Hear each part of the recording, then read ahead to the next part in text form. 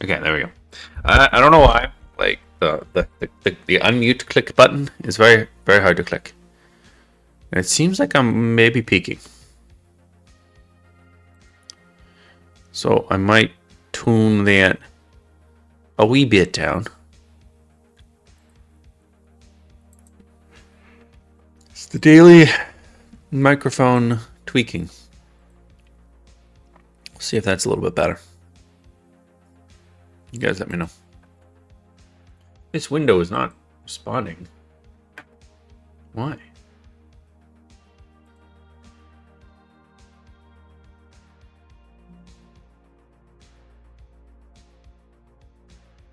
That's all good. You can have a life too, you know. You don't have to like always show up. I'll be sad, but I'll live. I think I have a lot of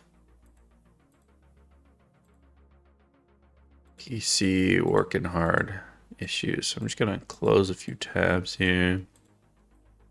If they're not needed, you can just relax.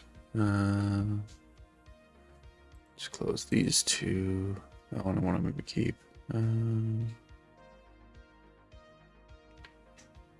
Yeah, those are all right. Let's see, how's the computer doing now? And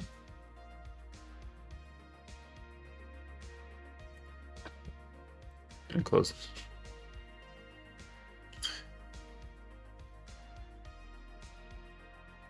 Visual Studio Code is taking up that much memory. Why? Just why? Why do you have to take up that much memory? It's a lot of memory, man.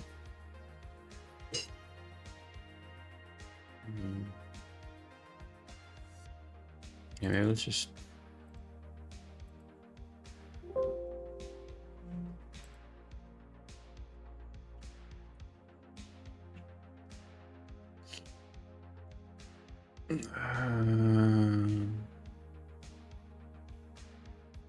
okay.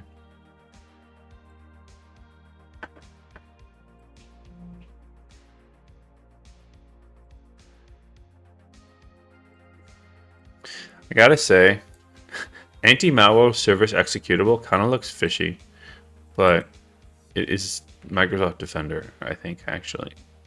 But the first level looks really fishy.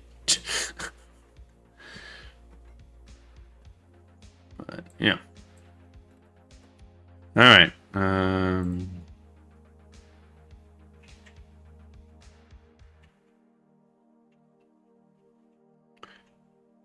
So. I'm gonna give it a play.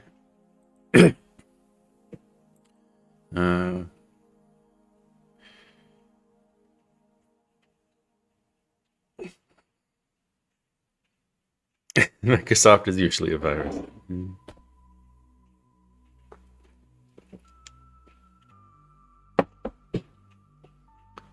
Damn, it's starting to rain out. Kirby, you missed your chance to pee in dryness. He doesn't care. Sometimes just doesn't really want to go outside at the beginning of the morning. Just wants to sit underneath the desk. Like a silly doggo.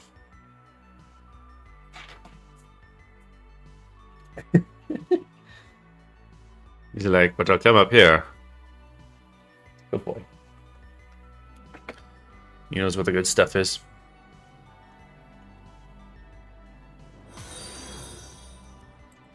No, you've even been given more treats.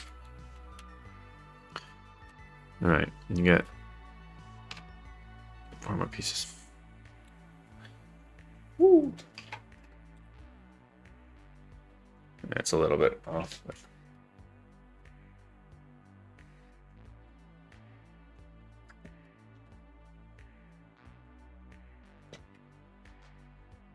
There you go.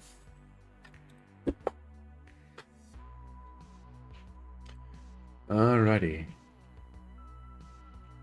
Well, that's cool. I don't know how this opened, but that's cool that showed up, I guess.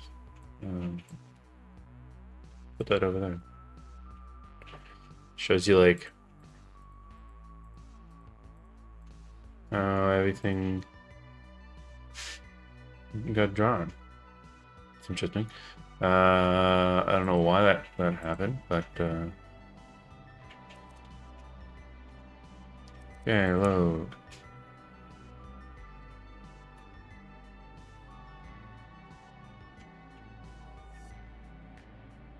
That'd be super important for if you're like getting lags.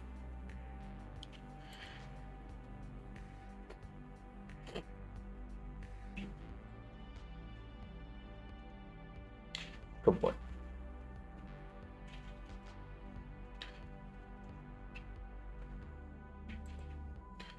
Okay. So, I really appreciate it.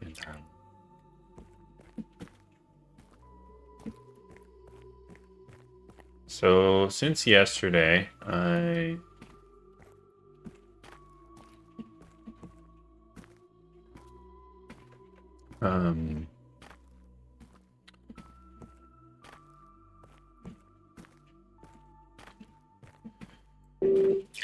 Alright, I can't open this yet. I have to wait for the slowest man alive to get here. Yeah, that's you, Flynn. Do you think it's not? Is he to catch up? Oh, actually, that was something I need to fix. Second dialogue. So the second dialogue now is right. It just splits. So in this one, beat Flynn. I need this to instantly jump, and then lost to Flynn. This should instantly jump, just because it's awkward if it moves weirdly. So yeah, you won. But look, with this, it still has power. Seems like we'll be able to use my hacking protocol after all. I like the book you gave me. I read every word. Of course I know.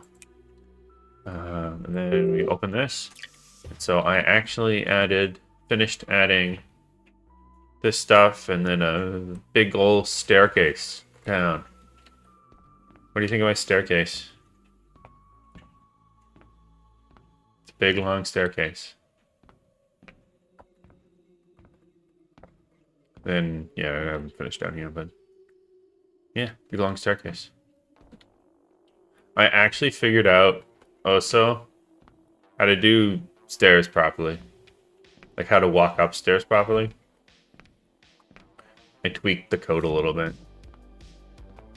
So that basically what would happen before is you would struggle to get up the stairs, but then also if you were like half on the stairs, you would just like fall off them, right? So I fixed that.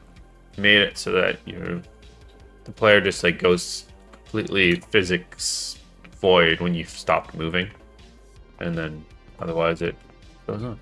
So that works pretty well. I just need to figure out how to end this into something that kind of looks logical. I also want to add something up here. I want like a sign, and I was just gonna look this up actually.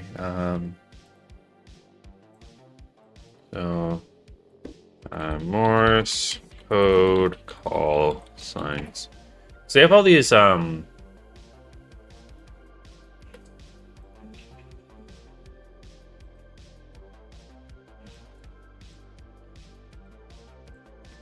pro signs. Yeah, so they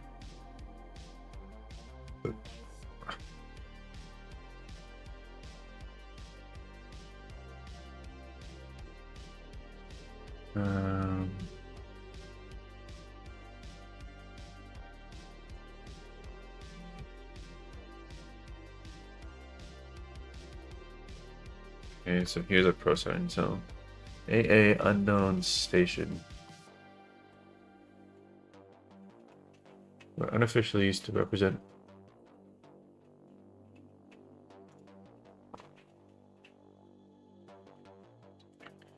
R for Roger, K for over, AR out.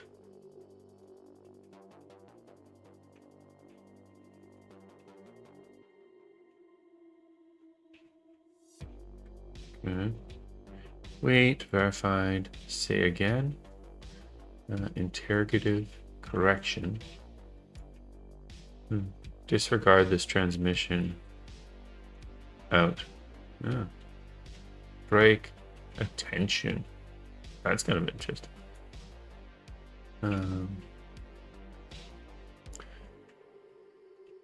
Hey, irregular. How's it going? How's your weekend been? I assume it's your weekend. So I'm looking up call signs because I want to have like a sign at the top of here, and it's gonna be like emergency exit something because you're kind of coming into the lab into like what would have been like an emergency exit. But I just want to like give it some sort of code that's interesting.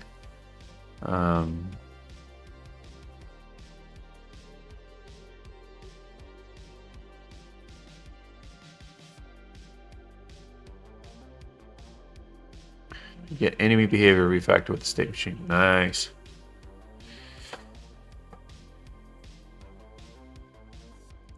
No problem. Well, thanks for dropping in when you can. Error correction.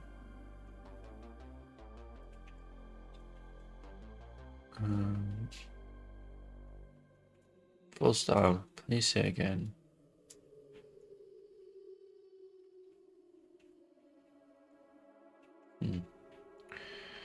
Understood. Oh yeah, well, that would be too obvious. Is SOS. Oh.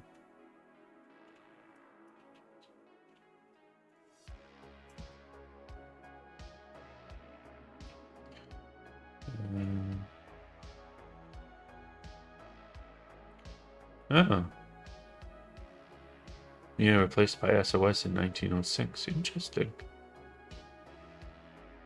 To call all stations during distress. CQD. Yeah, that's an interesting one. It's 3 really tough letters. Oh, Ramura. Ramura, don't you know? Boom.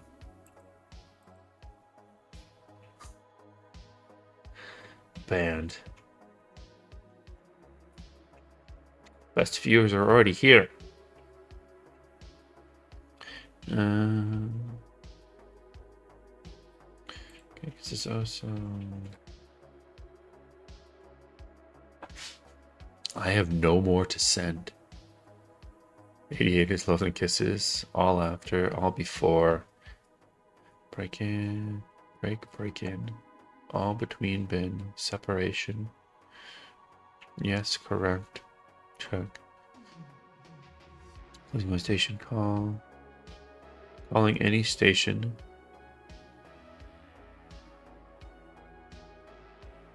Yeah, you gotta beat me someday. Guys, it's a race, don't you know? See you, Dave.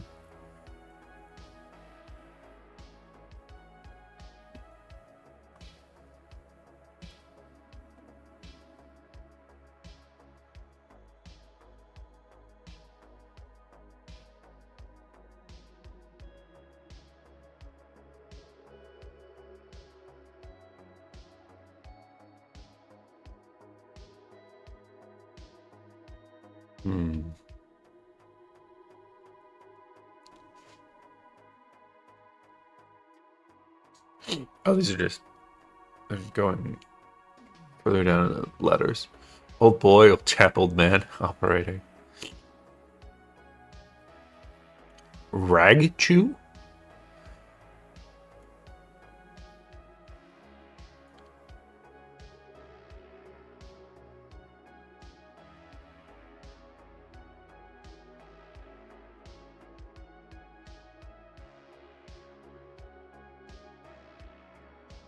Hmm.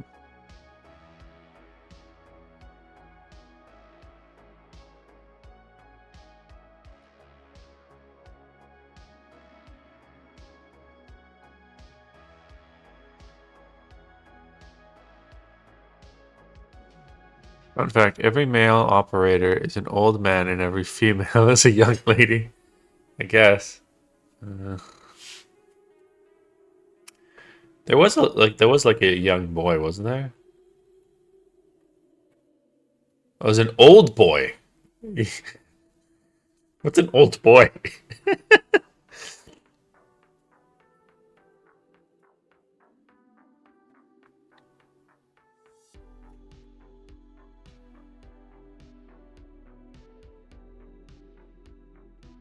His wife.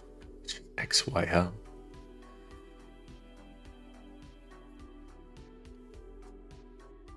Standard program signs, okay.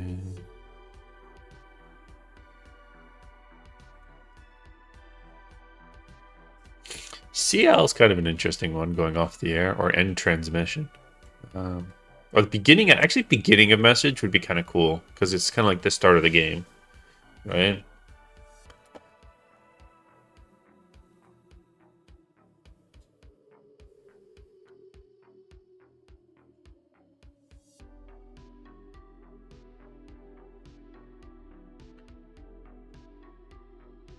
Yeah.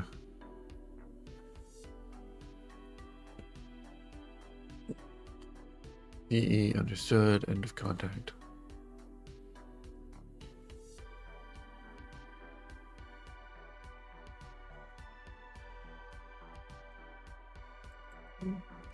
I think KA is good. Um,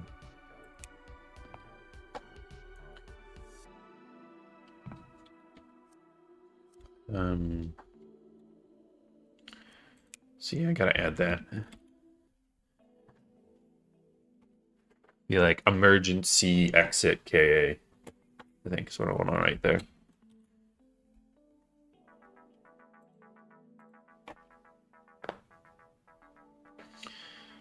Hopefully people know what that means. I already have to go. Successful stream. See ya, man. Catch you around later. Okay. We're doing. Let's go into here.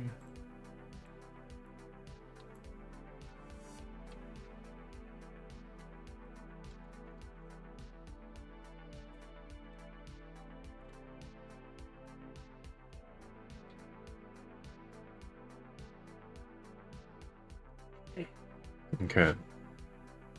So,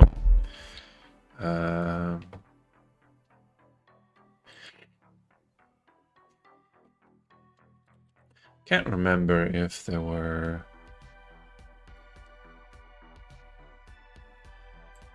These are literally just letters, though.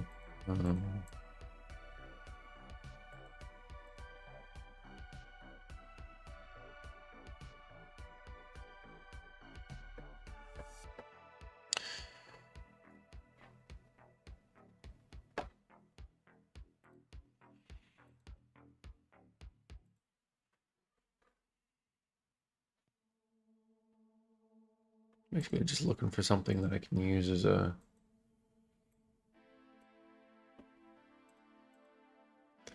Something that would hold this, like, the sign.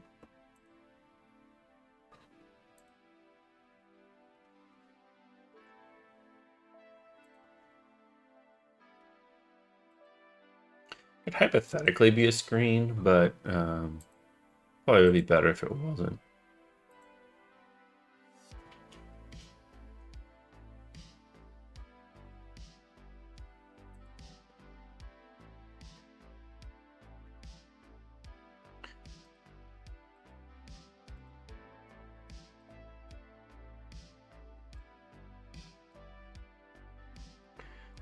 Pipes, trims.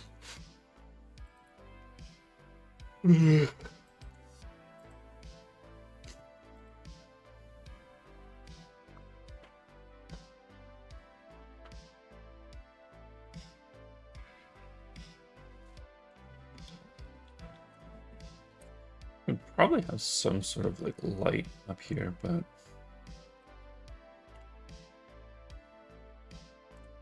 okay.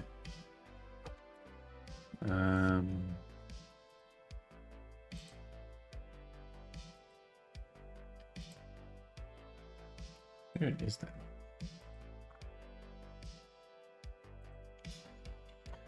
I do wish some of their, instead of being called like Prop 42, they would actually say like Prop 42 stacked pipes. You know, chair. I guess that one actually. These ones actually do have names.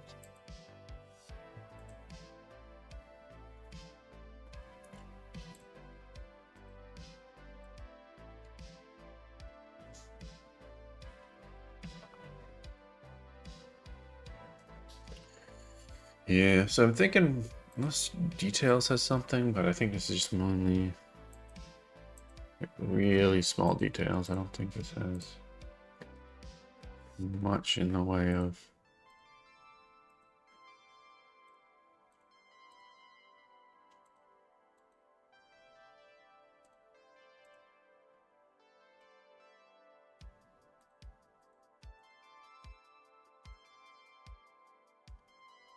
papers. Yeah, okay. So let's go. There was this.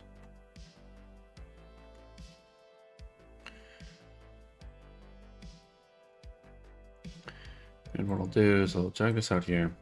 I'm going to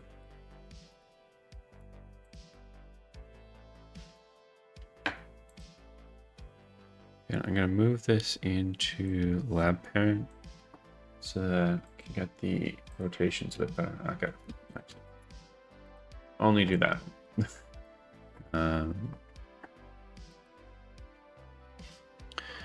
Then I need to figure out what actual section this comes in.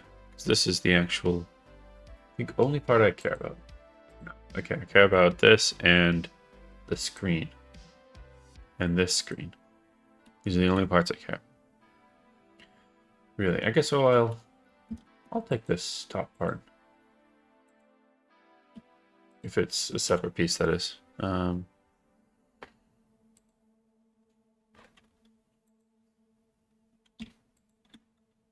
Wow. That's all just like separate pieces. Wait, so is this? Damn, that's the whole thing. One mesh. Okay, fine. I guess I'm just getting these things.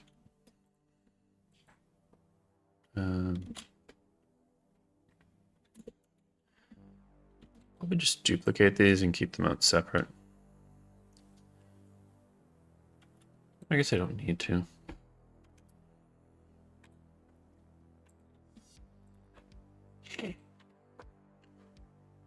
I'll just unpack this because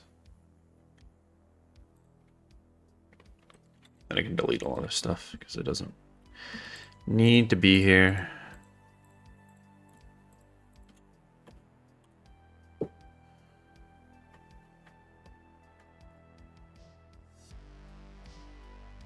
Then I just need to move this against the wall. I need to scale it up so that it kind of fits the right spots. How much am I gonna have to scale this up so that it fits? But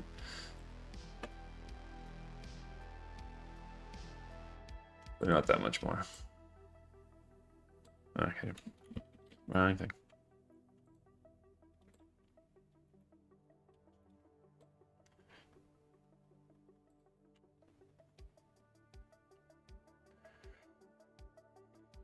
I could actually have like two things displayed here.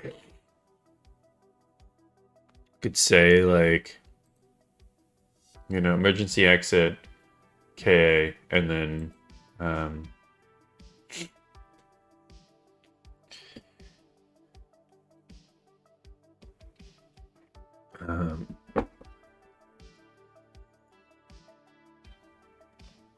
lab status unknown.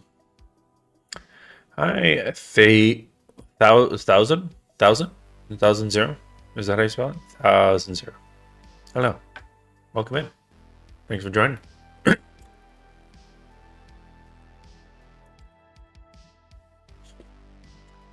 I'm working on my Morse code horror game. You can check out here.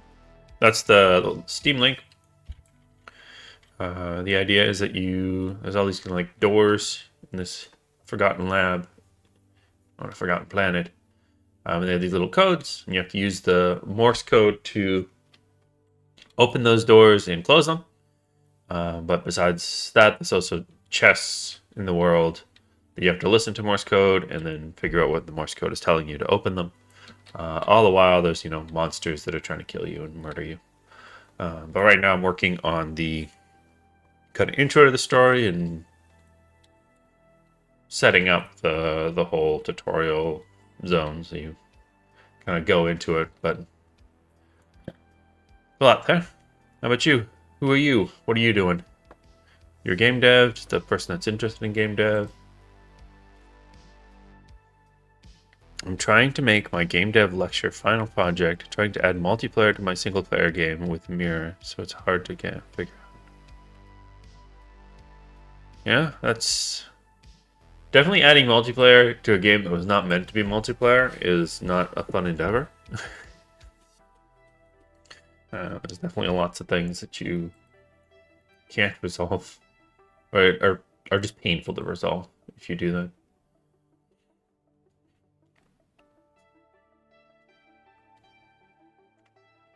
Trying to make my game dev lecture final project. Interesting.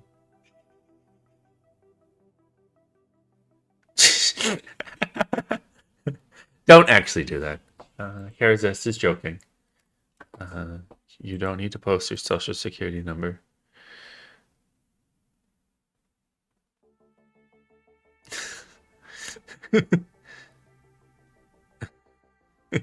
I am student. Okay, so there's I can't remember. Yeah, I think I just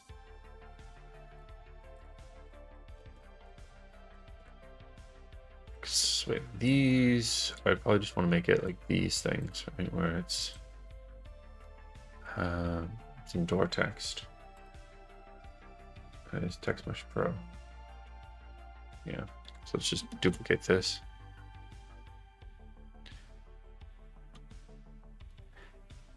It's a long game.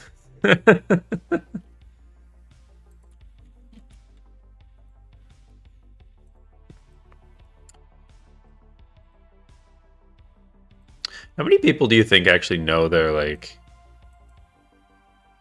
the equivalent of their social security number by like memory? I don't think many people do.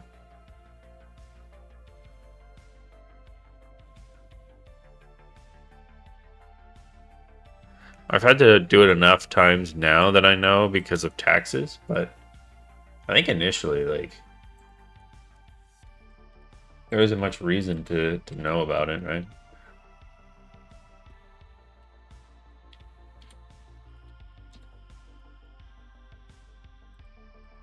So this needs to be like 0.01 or something. Yeah, just slightly up.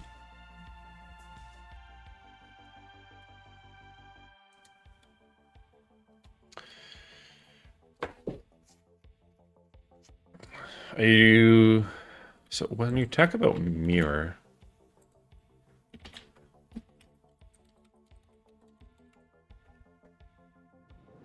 the mirror network manager. Okay, this is a new thing.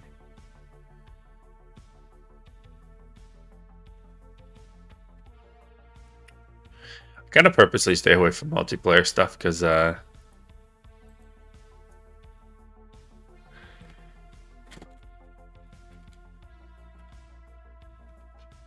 one, I don't really like all the setup for it, and two, I find like I'm just not as interested in the games, so I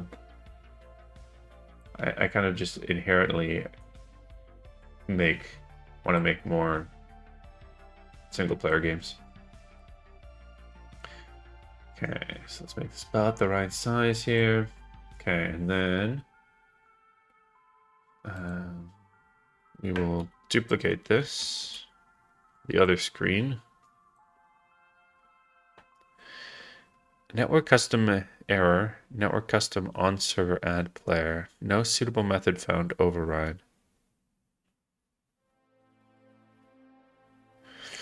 So whatever you're inheriting, right? You're either not inheriting something and you're trying to override it, or you're trying to override the wrong method. Right?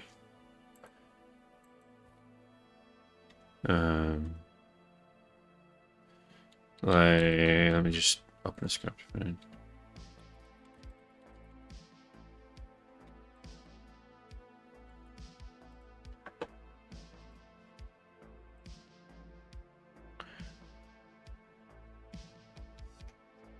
I obviously don't know what the base classes are of these, but like, say I have this override method, right? It has some parameters. You should be able to check if it's overriding something. It would have a base method that you're overriding, right? And so either you've misspelled this, you might have actually put in a incorrect parameter here. So these like might be incorrect. And so it's not detecting that. Like there might be an additional parameter or a parameter you're missing. And then otherwise it might just be that you've misspelled it or it has a different like return function or something like that.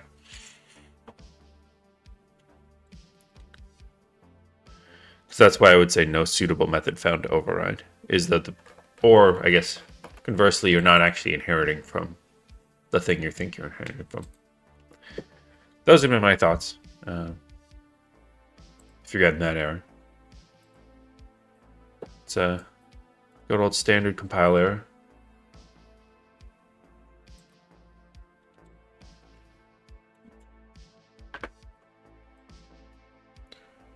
And let me know if that actually helps or not.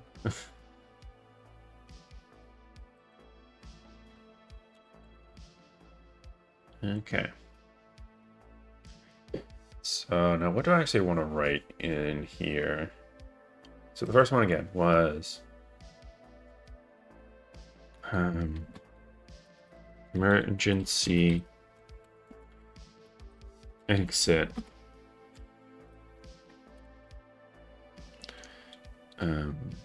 Okay.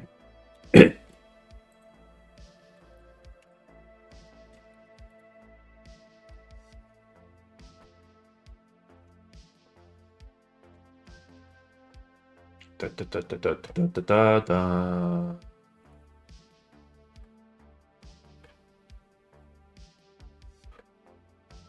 Where's the text size? Oh, it's auto size.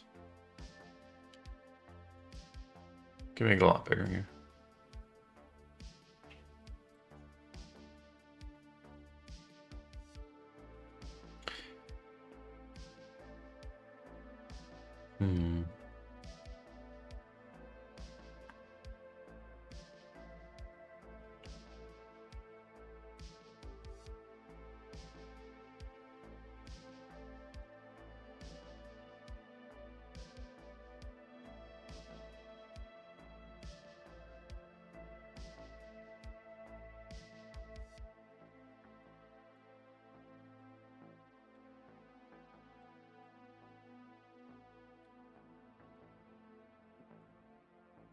Let's see.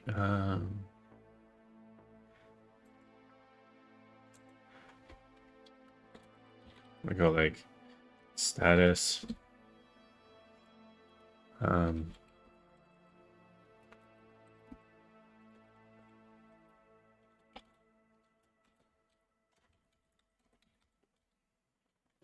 keep doing this. Critical. Do not enter.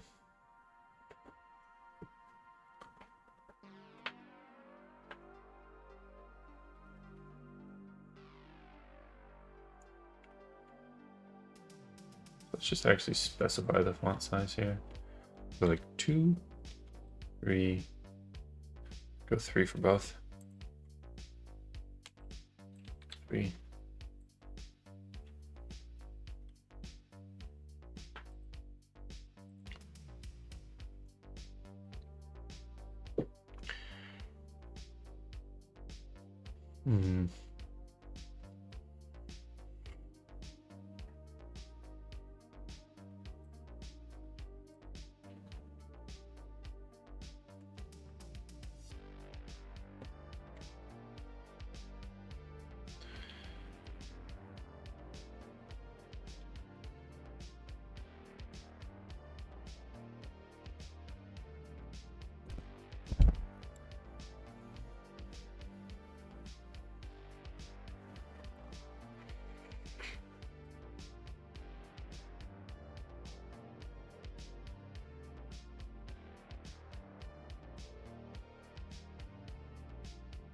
I feel like this is just cheesy.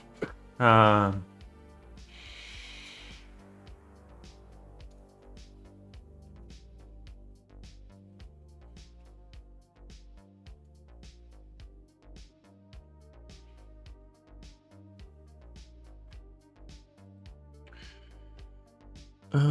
do I get around that though? Do I just do one screen and try to hide the other somehow? Maybe just go like this. I do like put it in the middle.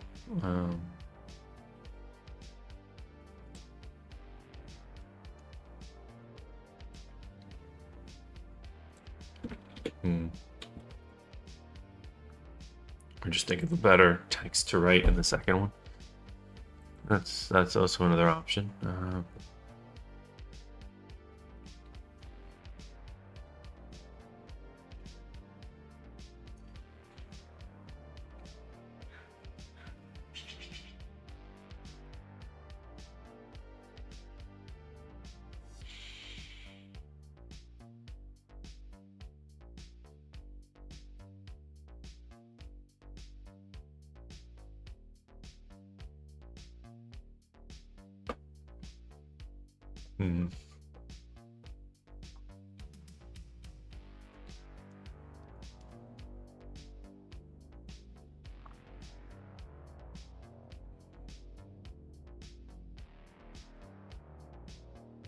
Eventually, I definitely want to put some sort of shader on these things to make them look a little bit more screen-like, but that's not a right now thing. The crows still beefing? I don't hear them right now. They were beefing I think the following day.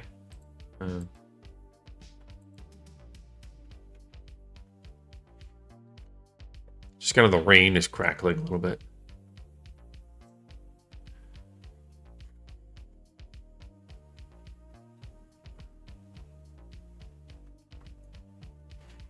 Yeah, well, that's fine for now. The other thing I was thinking of is I wonder if and all these lights that are off.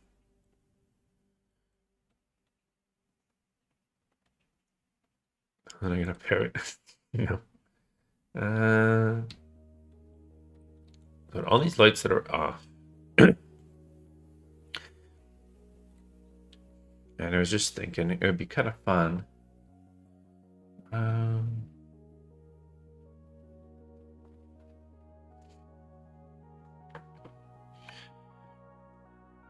If when I did the code for KA, if like all these lights just turned on, so that'd be kind of cool.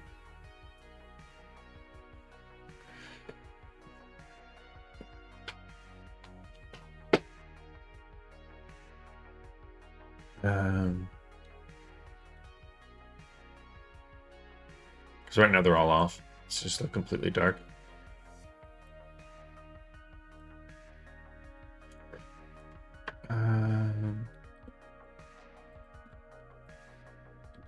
It's not an insignificant amount of work though to do that small little tweak, but I think it would be cool. So Maybe I will do it.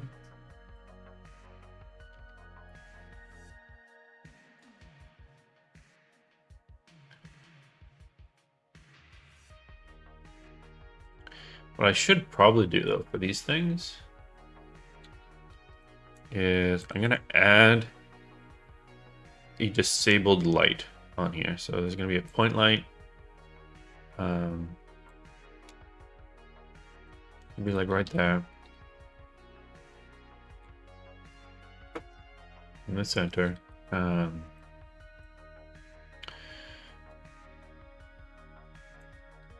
Then also maybe a little further out. Actually more on the lights. Maybe even just outside of the lights. And then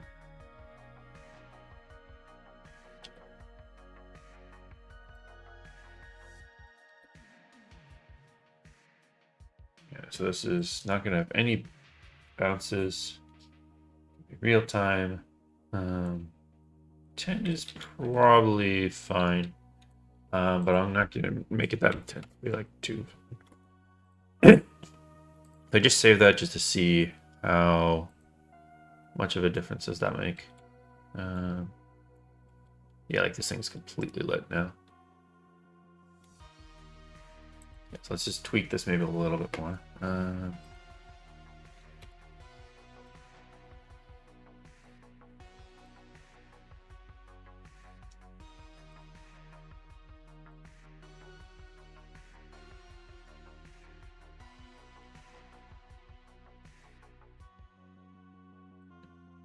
Make a little bit more intensity though, maybe.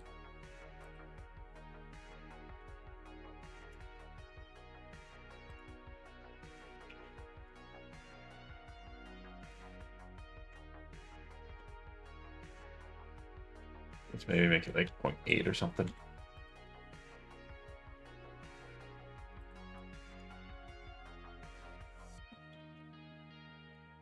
Okay. And then we're just going to turn it off.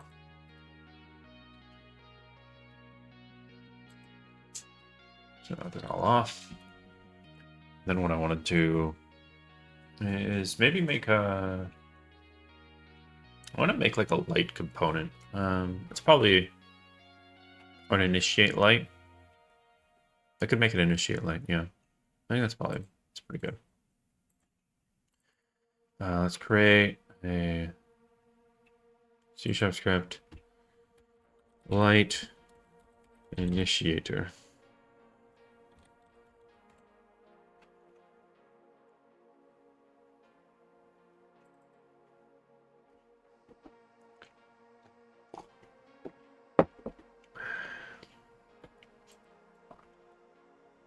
Okay.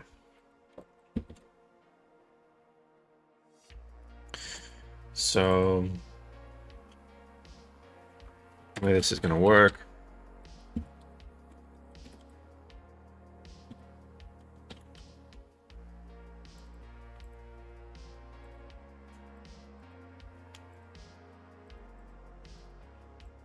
Come on. There we go. So we're going to have this. We're going to have 2 parts. So it's a public light component.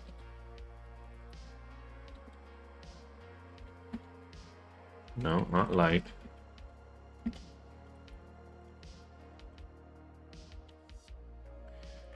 What's this point light?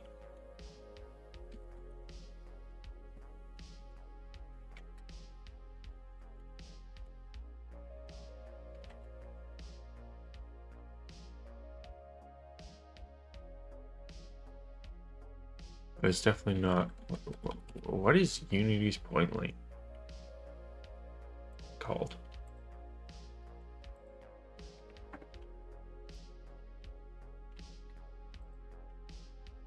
It's a light. Yeah, okay. Right, it doesn't, yeah, they don't have different scripts for each one.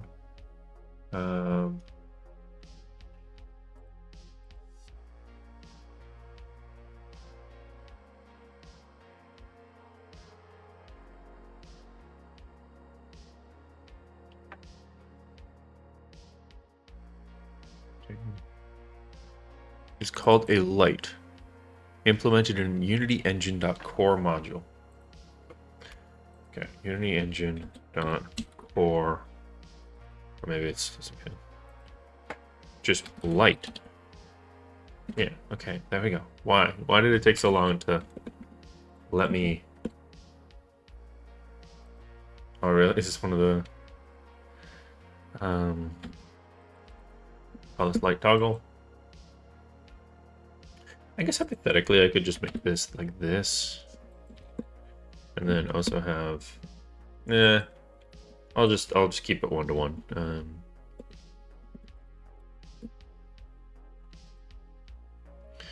And then I will have material.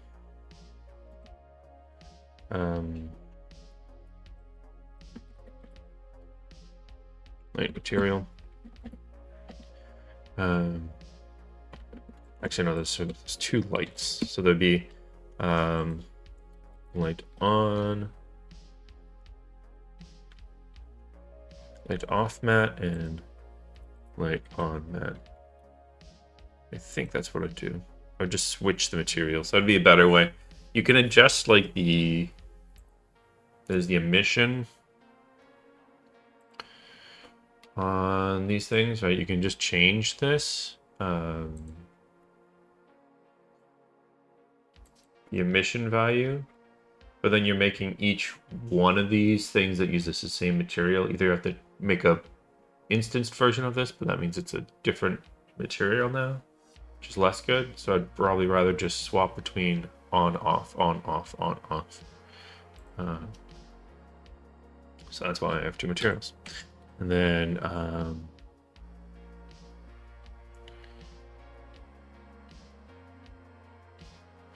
we'd have a public. Probably some of these don't actually need to be public. Mesh, renderer, light, mesh, renderer.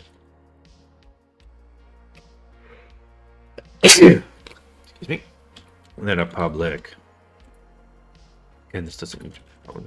This should be all private. Private.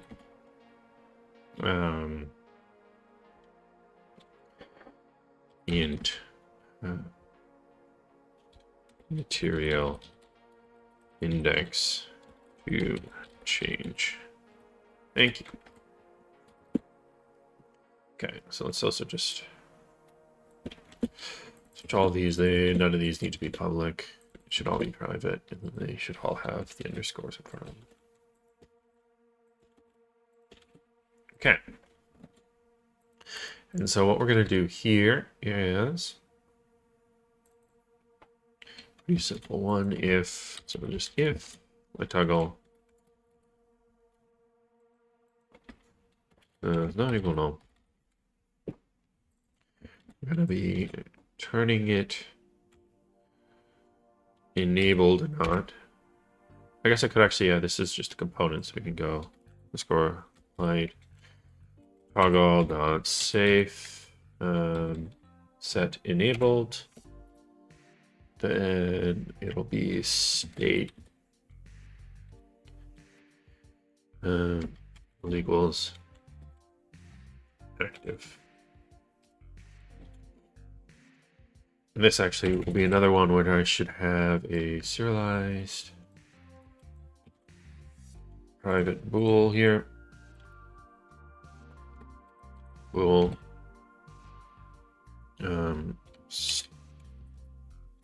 underscore start active. I'll say false.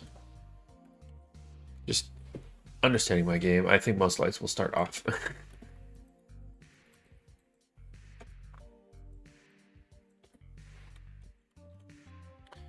I wonder 1,000. 1,000. Got an answer there. Still waiting. See if he responds back or not. Hopefully he did. Otherwise, I guess he's probably gone. So the initial state will equal if start active, we're gonna do something like this. It mostly gets you there. Start active and then inactive. Okay. I just close the door. Like very legally.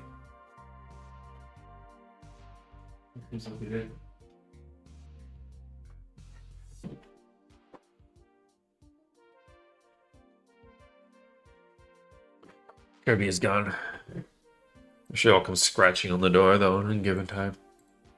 Just gets really cold leaving the door open.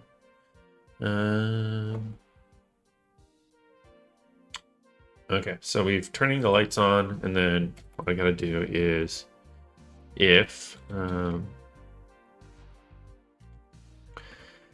guess I could catch this. Bool is on equals this. It's a pretty minor benefit checking a state, but then if is on, I guess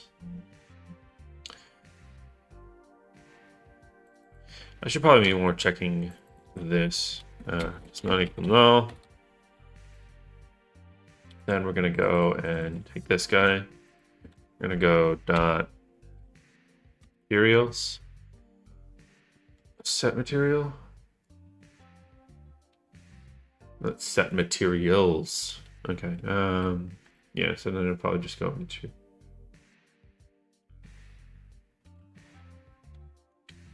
There's not like a set specific material, right? No.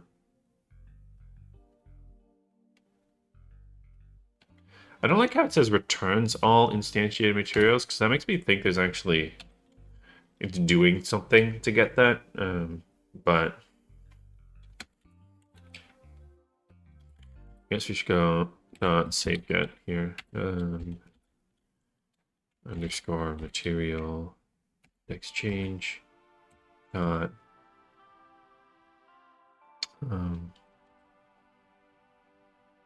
actually no, this is we're not getting it, we're actually just setting it, right? So there's a possibility that this has like an index out of range thing. But I think it's fairly minimal of a risk. So what I'm doing is if it's on, we set it on to the light on mat. Otherwise, we set it to the light off mat. Cool.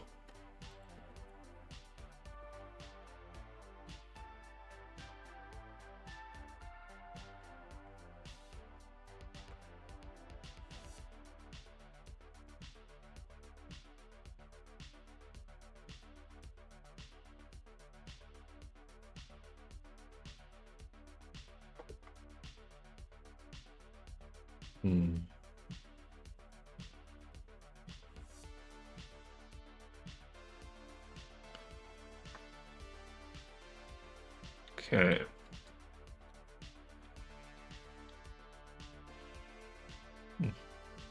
What if there are supposed to be like lights you can slot into these little sections?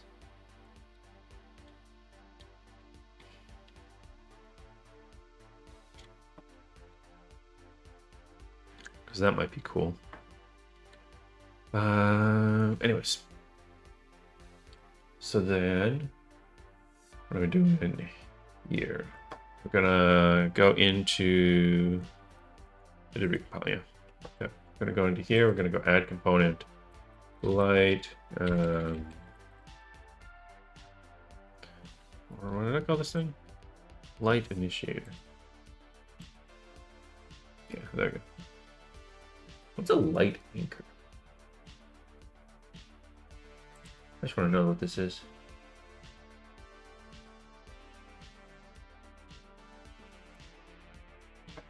Maybe we can look it up on.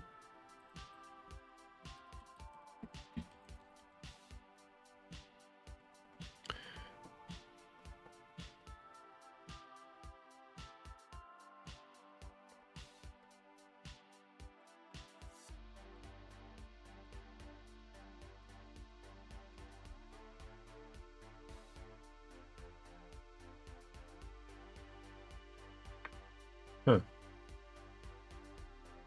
Let me just quickly go out of here. I want to know what a light anchor is. At least one camera must be tagged as main camera for us to do anything.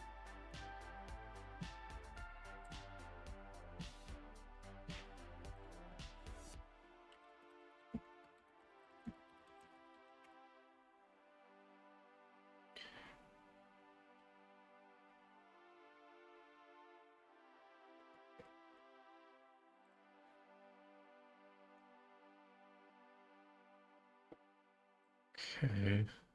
So this is supposedly, I mean, this is the high definition render pipeline that's saying, but I guess it's also in the URP. What is this? You can use a light anchor to light a scene in rendered camera space. To use a light anchor, you must connect it to a light.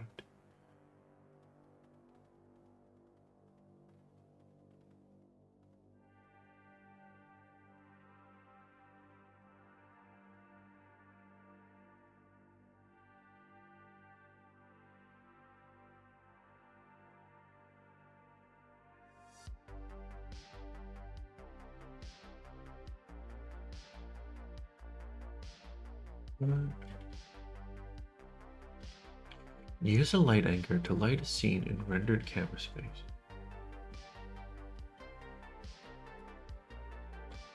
That's not very helpful, no. I did not find this page helpful.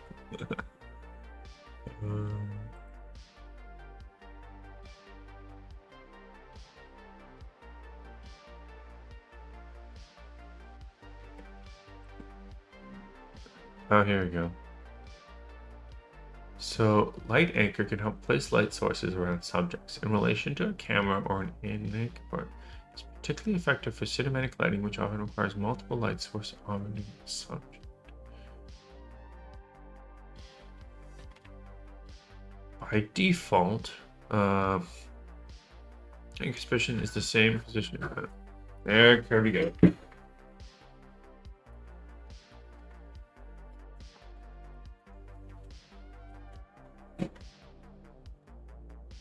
Gonna come out? Oh. Short on there, buddy. Okay.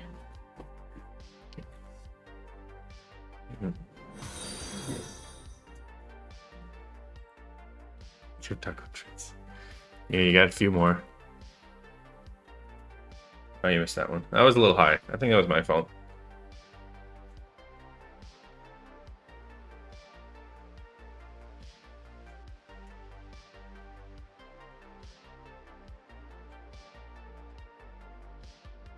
There you go. If the light has a cookie or an IES profile, use the roll to change the orientation. Use the distance to control far from. Place the light. Using the main camera as reference, the camera adjusts the light rotation.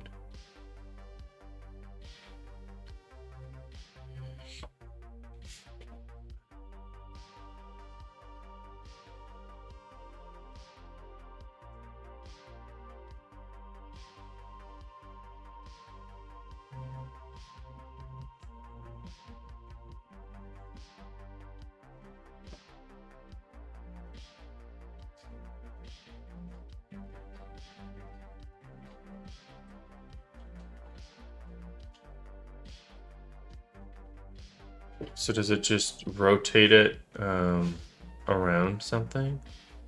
I think that's what it's doing. Okay. Yeah, it's good to know, I guess. It's not really particularly useful for me right now, but maybe I'll find a reason for it. That's definitely not what I need right now. So let's go into here. Let's go. It really doesn't need a box glider, but all. Light initiator. And actually, I was going to go to this class. And what I wanted to do is go here.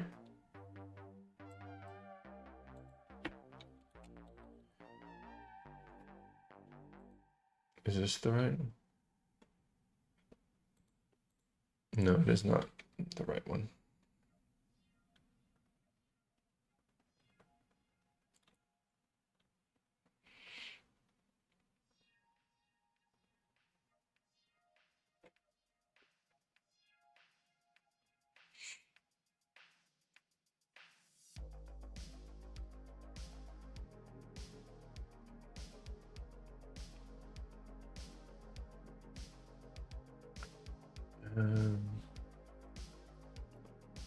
Just one second. Let me find. So decals, and then low emission. Emission. I think I probably, yeah, I spelled that wrong. That's why it's not finding it. But that's probably fine.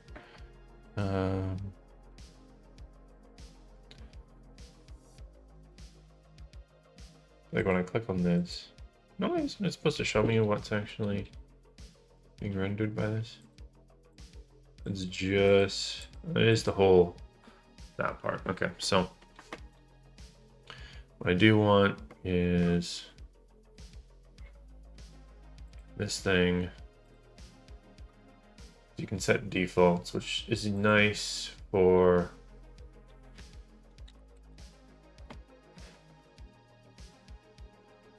this, because I think a lot of them are going to be, did the wrong way now.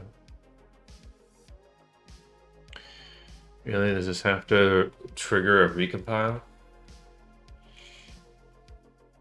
every time I make a change here? Because that's going to be really annoying.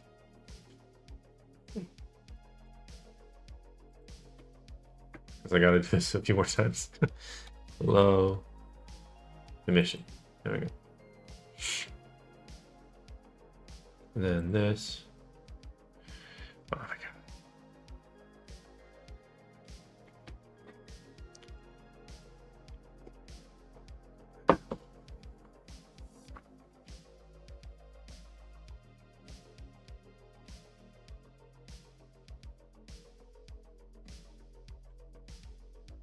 This is the on one, yes, okay.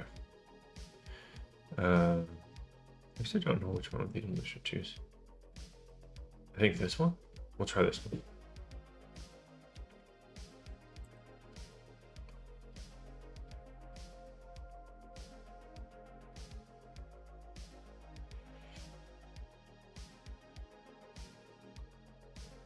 Super annoying. It just like needs to do all these things each time make this change, but I guess okay. Yeah, it's just default referencing. But what I mean, actually, I can go remove this, add it again. Aha! Already has it. And then the light is just this light, and the mesh renderer is just this mesh renderer. But I think the index is 1 because that's the one you want to change, and it's not going to start active. Yeah.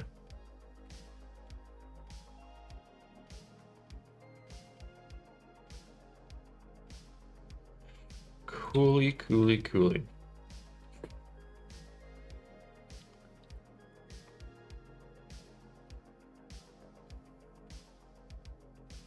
So then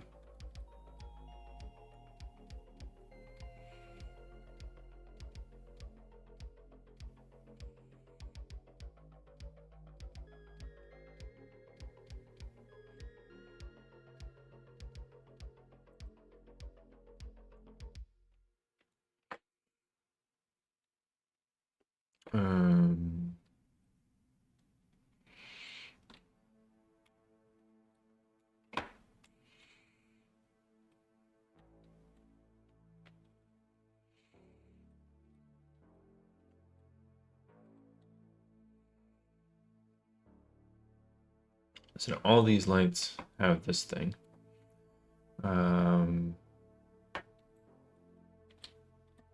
Basically want to set up something in airlock.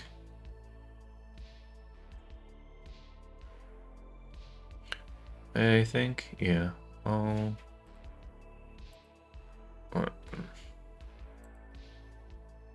Where's the door?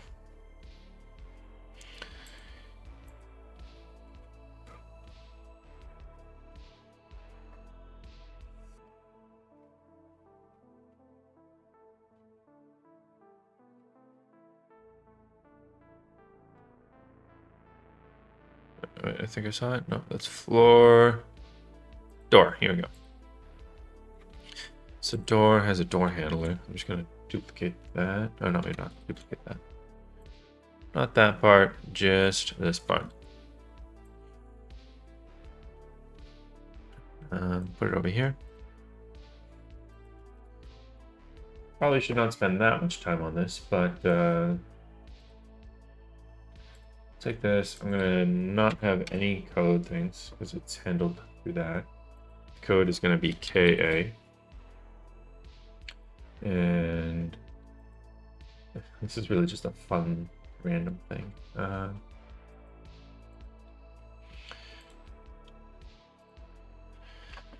Do I set them all active? Probably, yeah.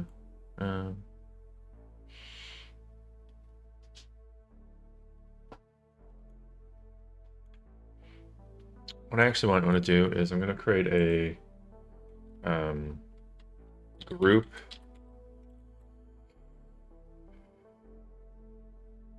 I think it's an initiate group or something. A React group. There we go. And then I can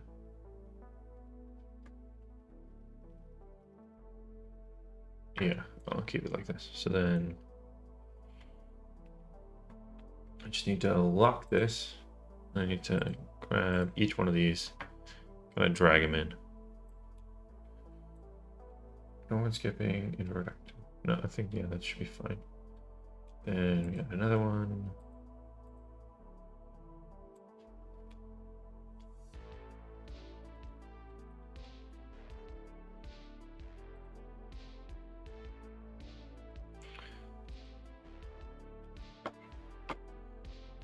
And another one.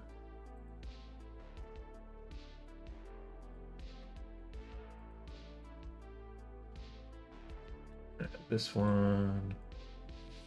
Okay, and that's all on that side. And then I need to just add the ones on this side.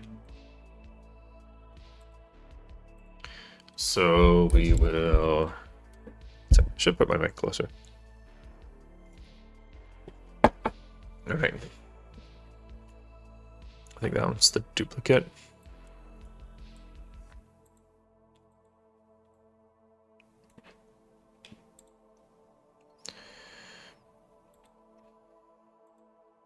Yeah, okay.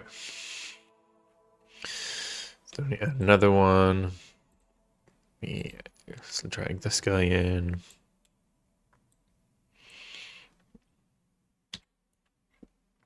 We add another one.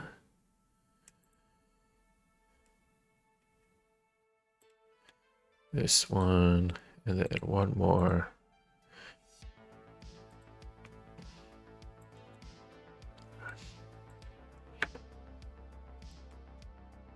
That one. Okay.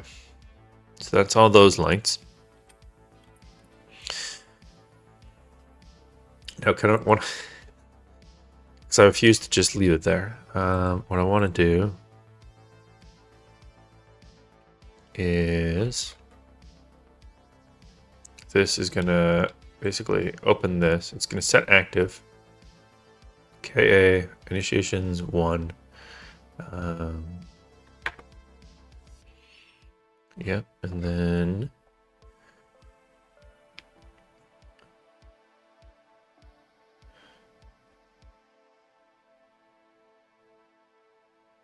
what I wanted to do is individually on some of these. I want to have a delay. So I guess the well, actually, okay, so I need to actually keep this locked, but maybe I'll lock it over here.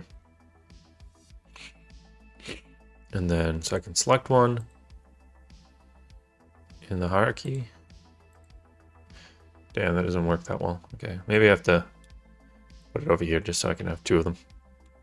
Yeah, so I select this. You switch over here. We're gonna change its delay to like 0.5. Then we're gonna take this. We should actually just automatically select it sometimes. This one, we'll set this one to 1. Then we will set this one. This one actually I kind of want to have, unless there's a further one. So let's make this one like 0.2. And then this is the one that's 0.2. So we just did this one. So then let's do this one. This one. 0. Okay. Actually, yes, I'm gonna go like bloom, bloom, bloom, bloom, and then I go bloom, bloom, bloom, bloom, bloom. That's my idea. So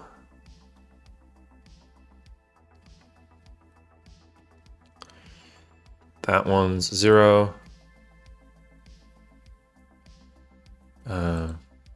Right, I got to select it kind of like this. Okay, so this one's 0. This one's 0.2.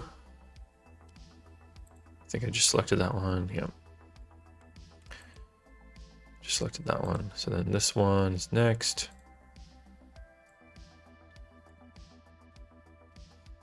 That was the 0.2, right?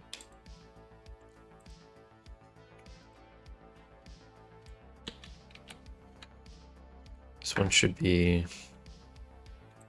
1.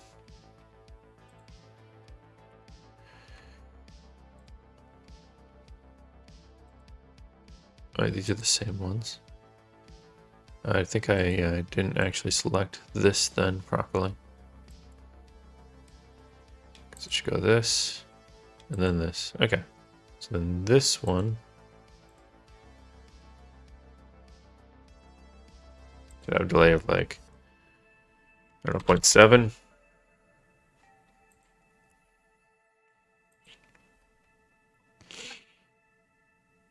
Maybe I'd make this one like actually 1.1, so that none of these things kind of fully align up.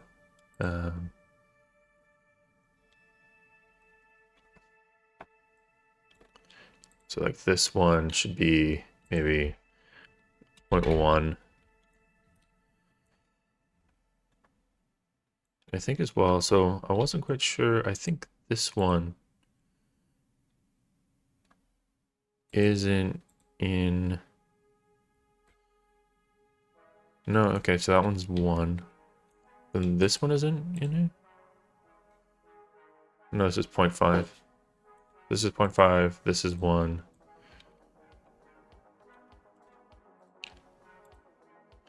This is 0.2.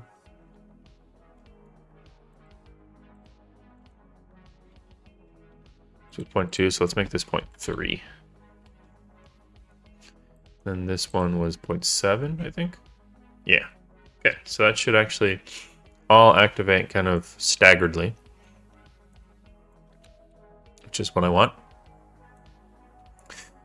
And then, so we're good there. Just make sure this kind of works generally, and then we'll continue on.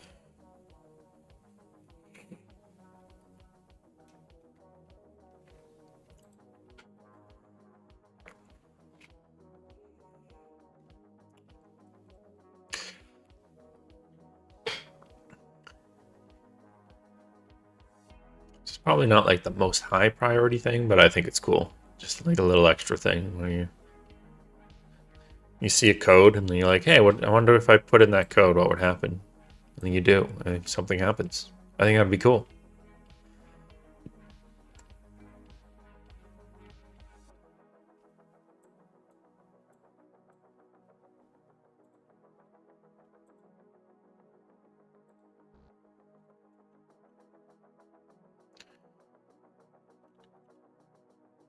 Went to the wrong scene.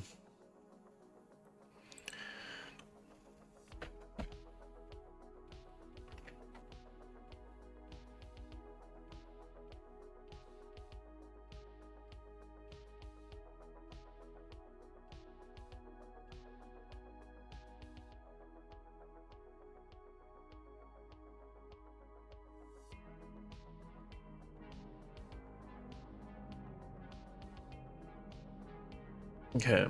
Confirm. Load game.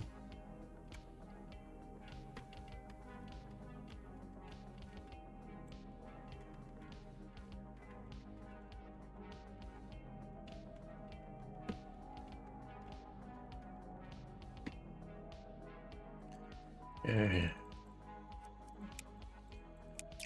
Yeah.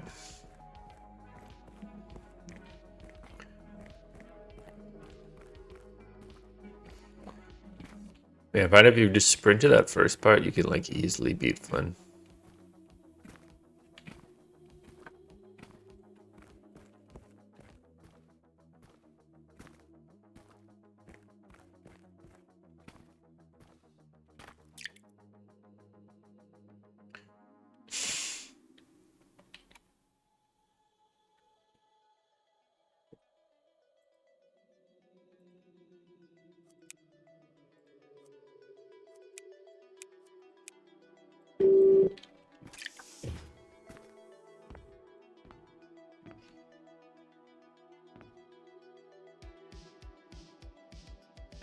It does kind of look like a computer with with the blurring. It actually kind of works. Okay, so actually don't know if I marked it to be active or not. So let's just see. Yeah,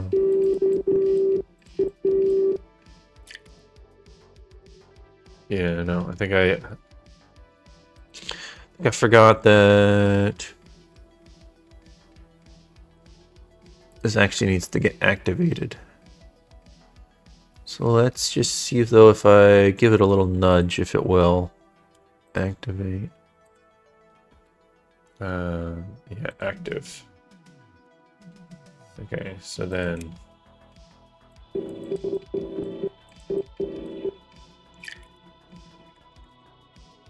No?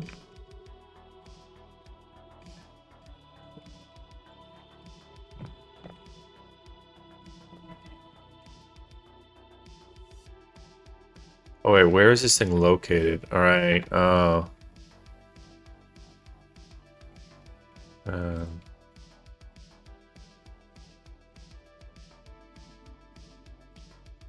okay, no, it's located right here.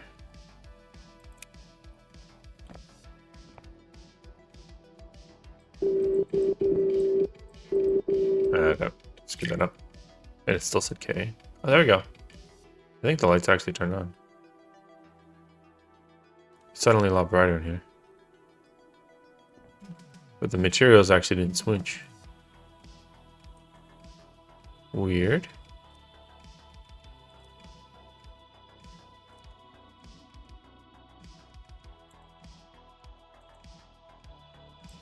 If I go into here,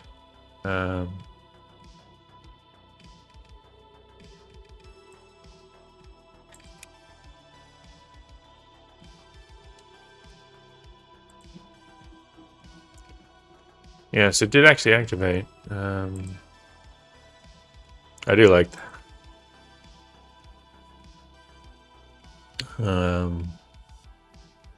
Yes, okay, so the light toggles themselves don't refresh the material.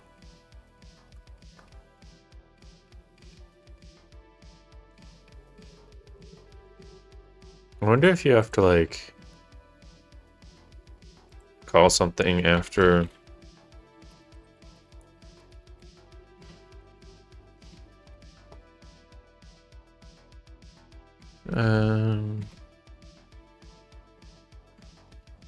Because there's set materials, but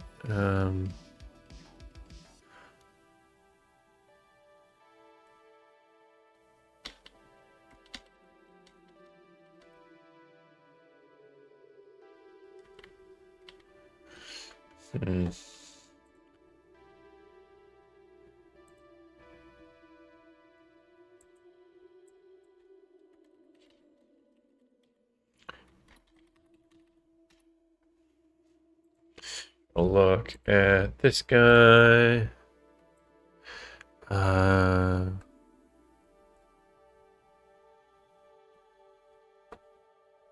renderer, I guess.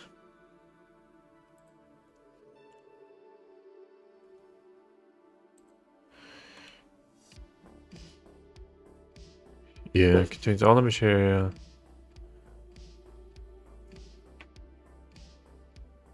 If you want to change...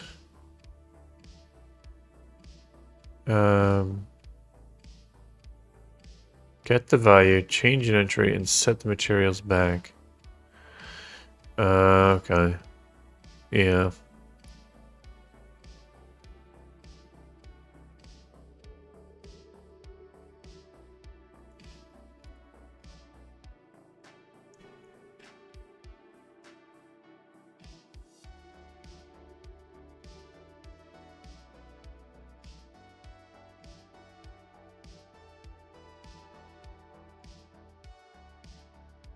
So that is...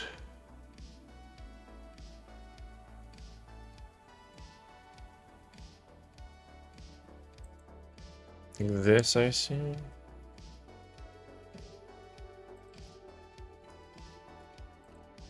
Okay, so you basically...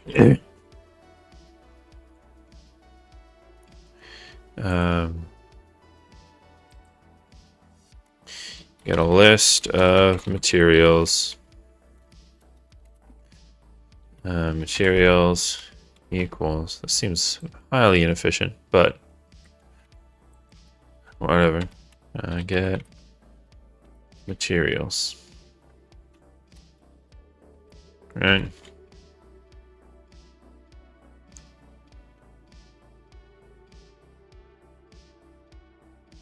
How do you provide a material list in there? Is that what it is?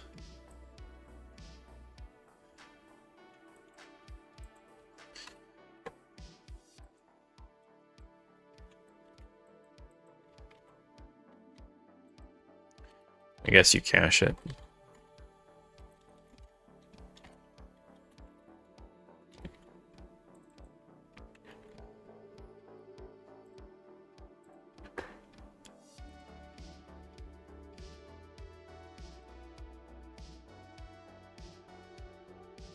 Use this method instead of materials if you control the life cycle of the list path. Okay.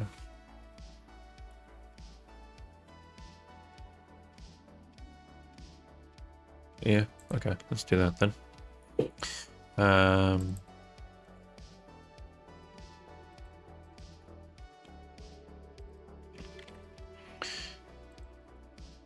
So we get the materials, go materials dot index change, and then we go set materials cache. There we go.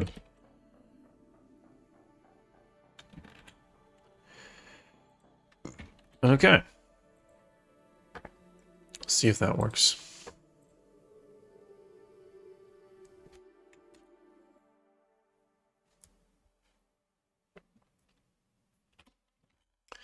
Save.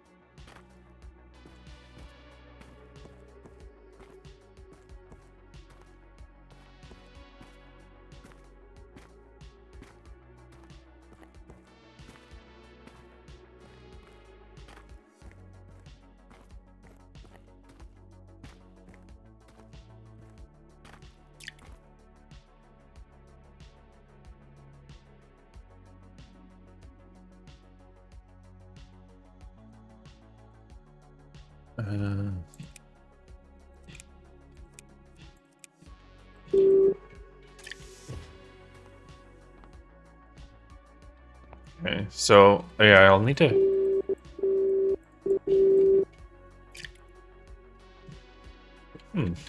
Still didn't. Right. Oh crap! I forgot about that other part. So there's two parts that I need to fix. One, it just needs to initiate at start. Which that's easy to do. Where lab parent airlock set active.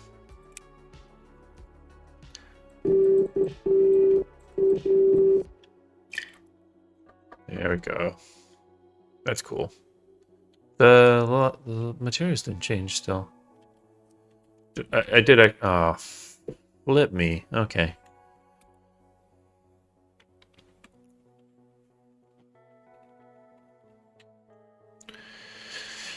So what I want to do is I want to go to the other scene. I need to make it start active, and then I need to make another change for most code receivers so that if you are, I should be able to specify on the receiver end how far you can be away from it. I think that's a better system than doing what I'm doing right now. Because there are some things I think I just want to have like be further away activated. And so I think I should make that change. I think right now there's like a value on the base character. KA. All right. So I just need to go.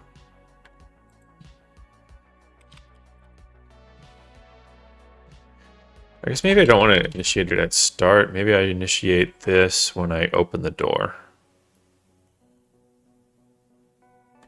Yeah, maybe that's what I do.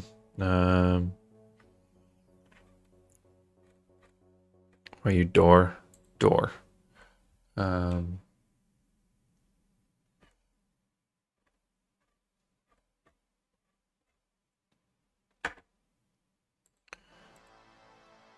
door handler. Yeah, stateful reactor group. Okay, so let's go add set active this. And I might as well call this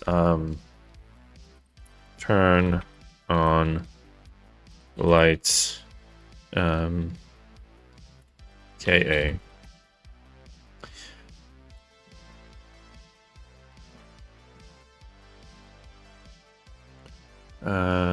Okay, so there's that. So that should turn on as soon as we open the door the first time, and then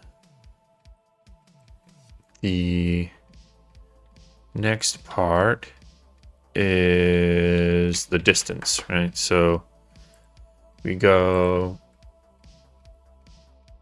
in.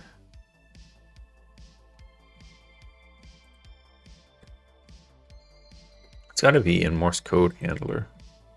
Morse code terminal. Oh no, it's nef. Evaluate code for all terminals, right? And so we check for the distance between this. But what I have access to these terminals. I should make just a value in the terminal.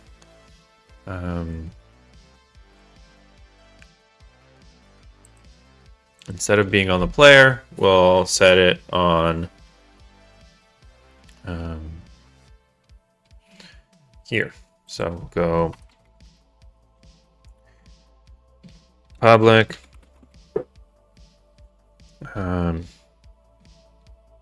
int float. It should be float.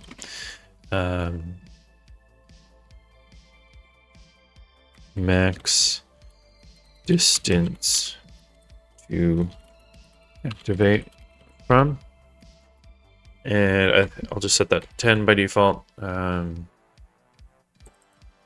what I should maybe. The only annoying thing is if I want to like change this later and it's serialized, then I'd have to change every single one of them. So what I could do is I could go -1 by default, which means it will default to the player's send distance. But otherwise, I can actually set it. That probably makes more sense. Yeah, okay. So, and then I'll do float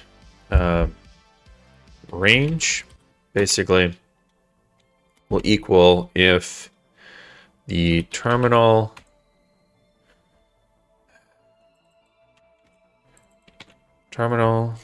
dot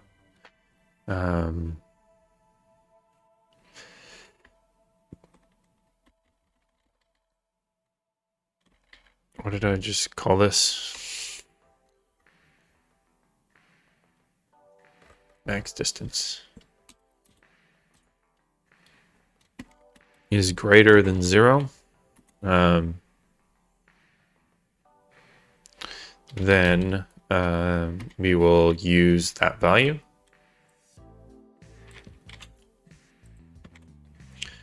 Otherwise, we use this value. Gives me a little bit more flexibility. And then instead of this, we just do range times range. There we go. Okay.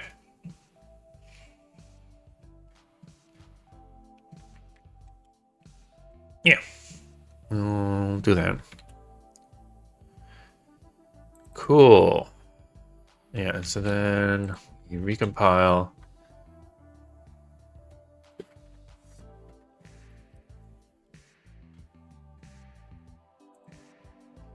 And if I can even make a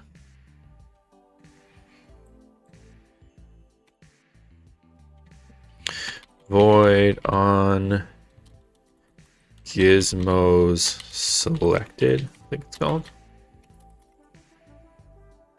And then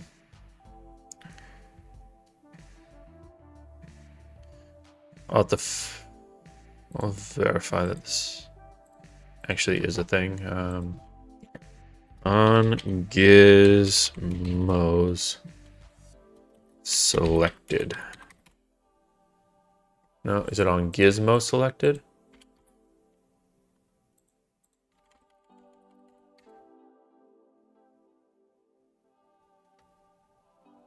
Am I spelling gizmo wrong?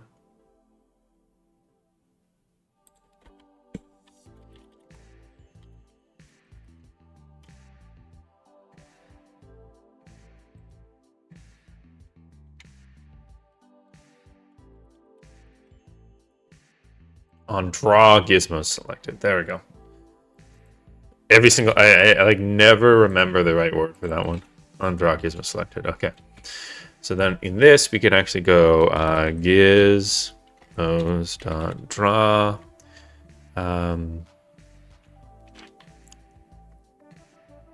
I do want to draw a sphere, but I think I want to draw a wire sphere just because it's a little bit easier to use.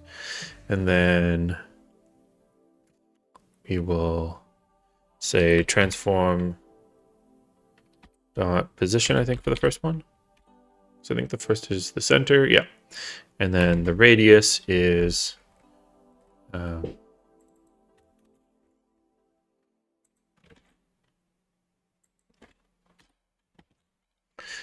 distance to activate from, and then yeah, I could even go.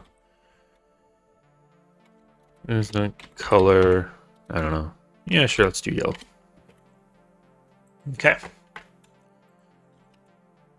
So if I recompile that, I'll actually get a visualization of how far you can activate this thing from.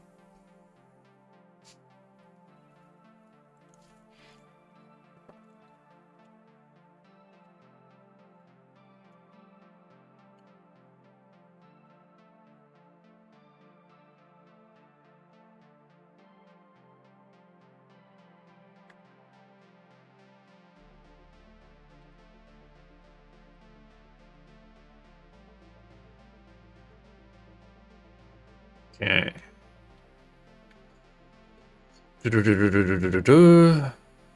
So then in here, yeah, so then we can now write this, then we'll write 30. See how big 30 is. 30 is pretty big, actually. Maybe only like 15.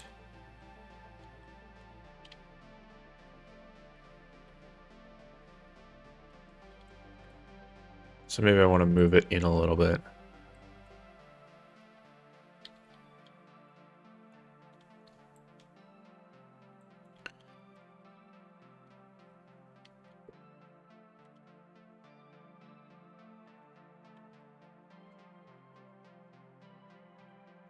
Actually kind of hard to tell. I want to see if I made this with I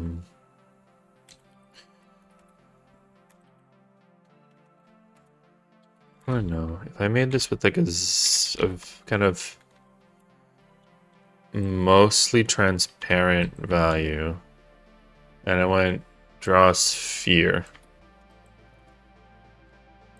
I wonder if that would work.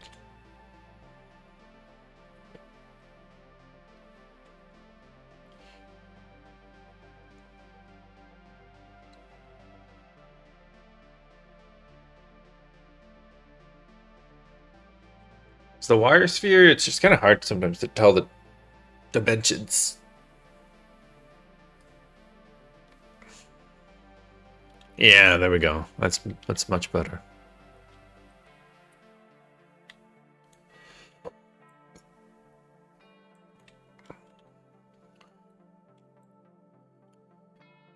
Basically, as long as you're inside the building. Let's see where it ends here. Yeah, that should be fine. Yeah. Cool.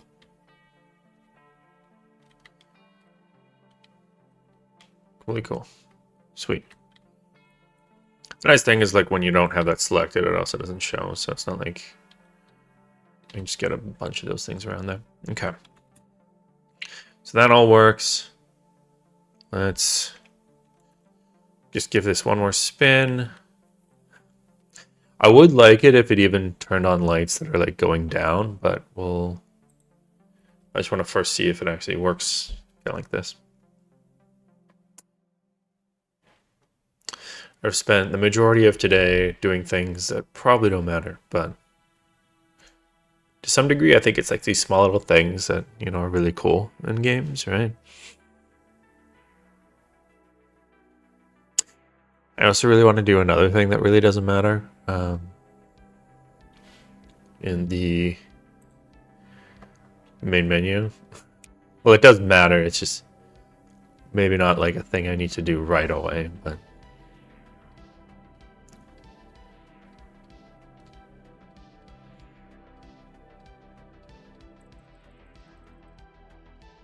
yeah.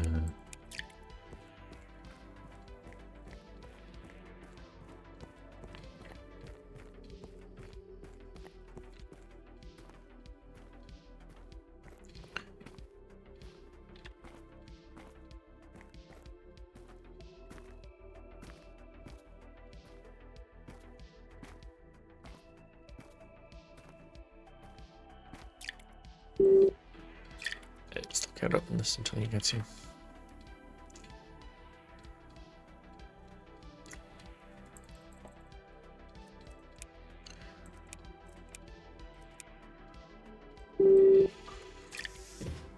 Okay, there we go. And then I should be able to go... What?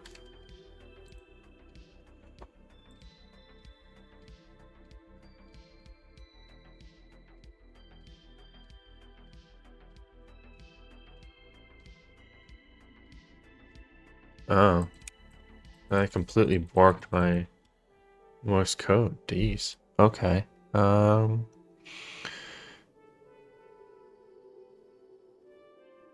Because when one activated, it basically... Interesting.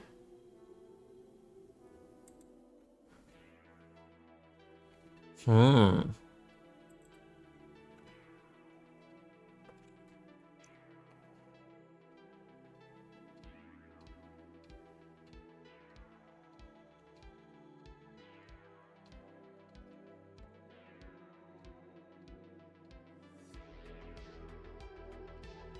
So what I'd probably have to do is I'd...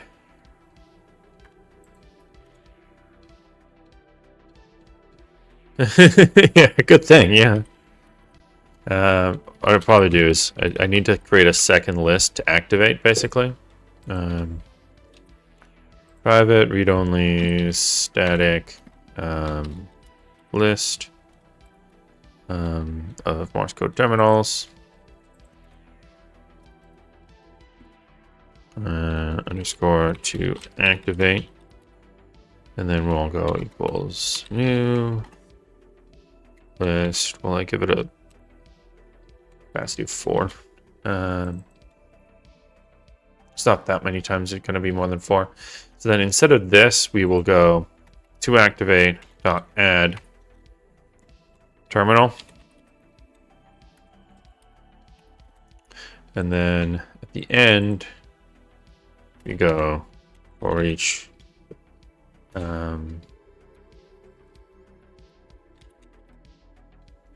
terminal morse code terminal code terminal in this in underscore to activate, and we go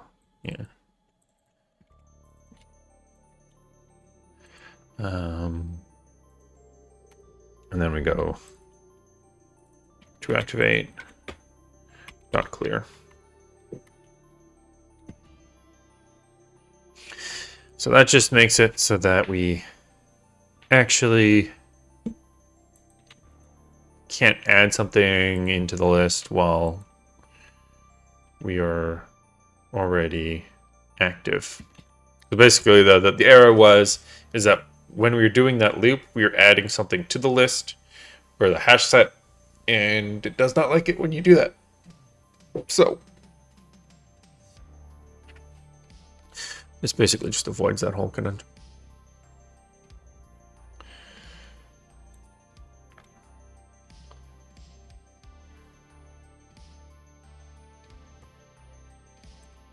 Okay.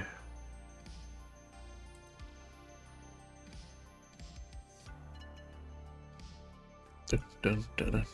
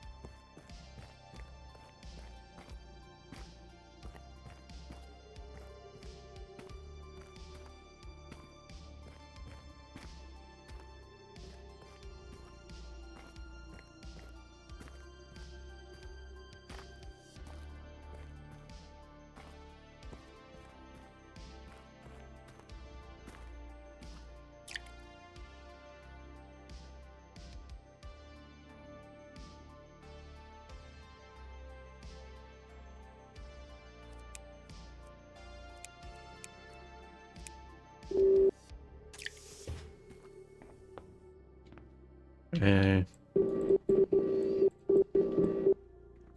Yeah, I didn't put a break in there. Oh, that's cool.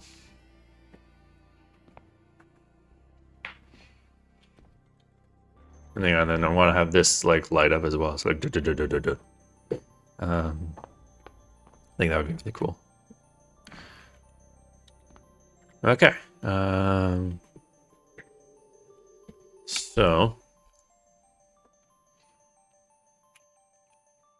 Okay, the other thing before I forget about this, I was thinking about in the runes HUD dialog, what I want to do is, since there's these kind of like blank conversation parts, I'm thinking race to the ruins. We should have sprint here. It's like, don't think I'll let you win. It still says sprint, and then it's getting pretty dark.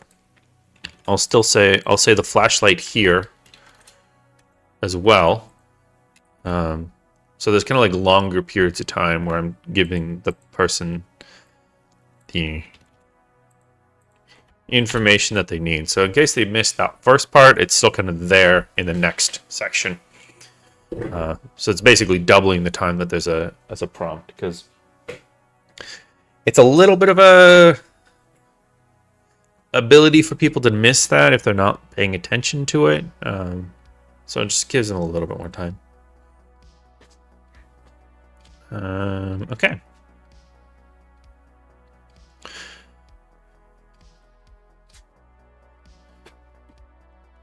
People who don't reach should be punished. Yeah. We'll find a way. Okay. So...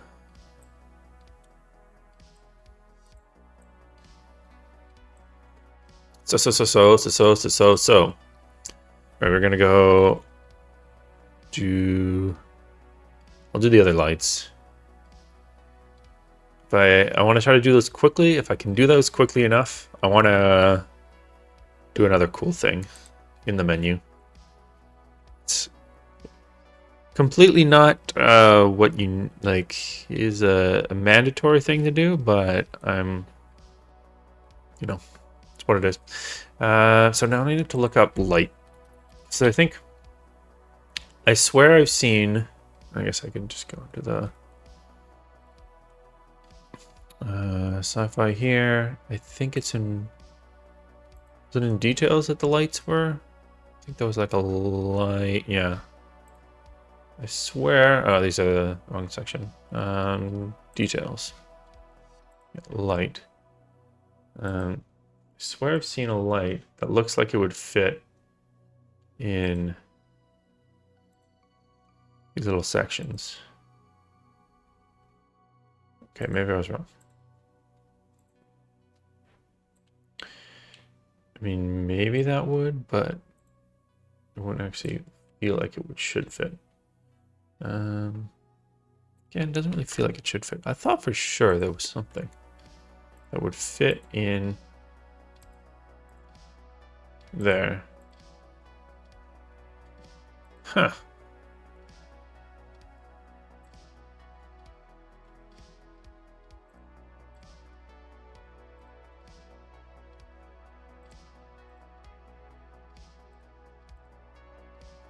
Maybe it's like the floodlight. I think where's the floodlight though? Was that in details as well?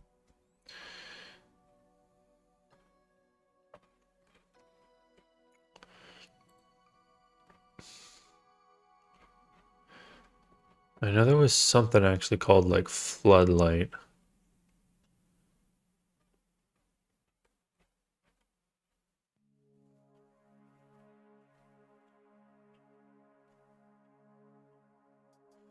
Just look it up. Prop 35. Yeah, floodlight. Let's see what this feels like. Holy. Okay, that's a little big. A little bigger than I thought it was gonna be. If I'm being totally honest.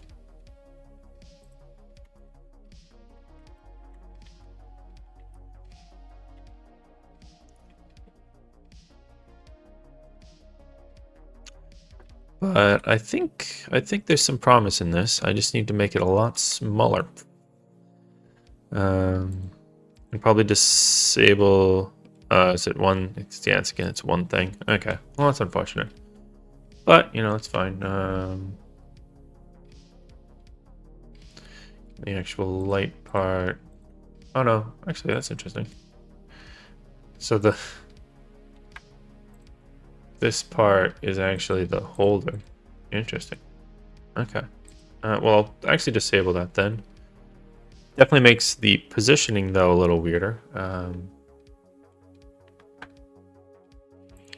Because it's just kind of floating now.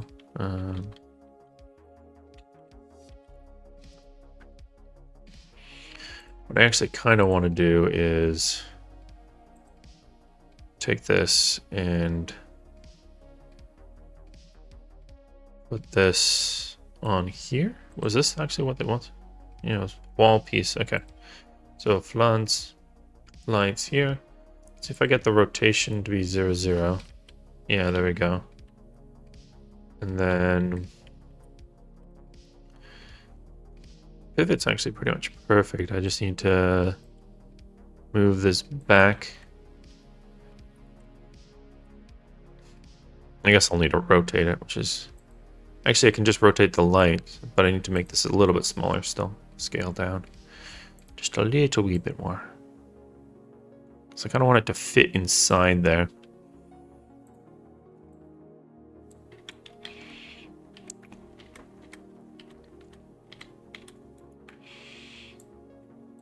Yeah, so it just needs to be a little bit smaller.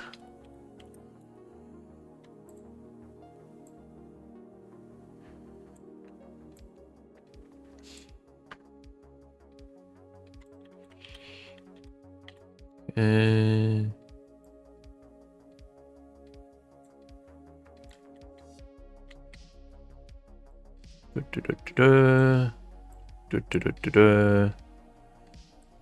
okay, and then we just go to the actual light piece. We want to rotate it a little bit.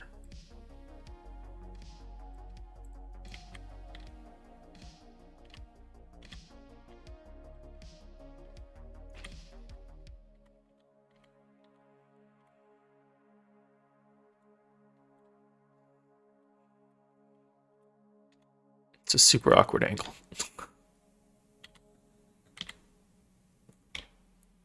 It needs to be a little bit more over.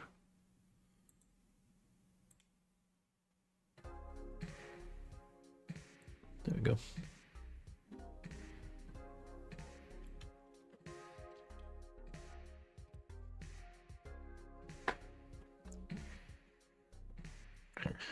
I wonder if they would just have a normal, like, smaller light. It does seem like a weird kind of style light to be in this kind of hallway. Let me just look at the other light.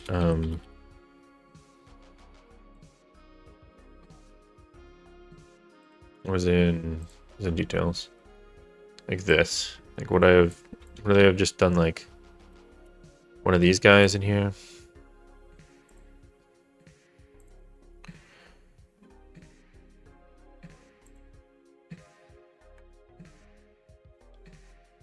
Okay, so that piece.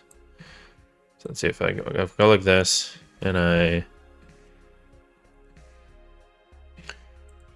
then kind of set this up, go rotate it like that, and then rotate it not like that, like this.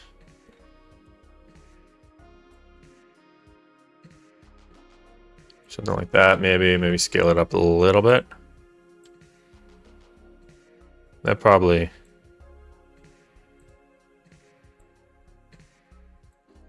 That feels more like what they'd probably end up doing, right? They'd have as a light. But it seems kind of... Oh, well, it would make a lot more sense if it was actually on this thing.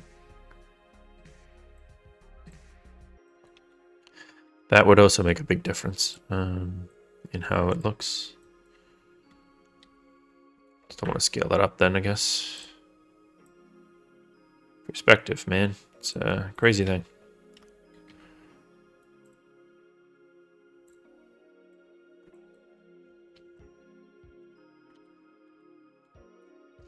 Yeah, no, it seems more like that would be it.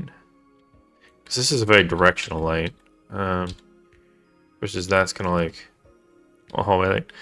Even though it seems silly that they'd have that because it'd be like creviced, so you wouldn't get much light out of it, but I think it works. It's probably a better type of light.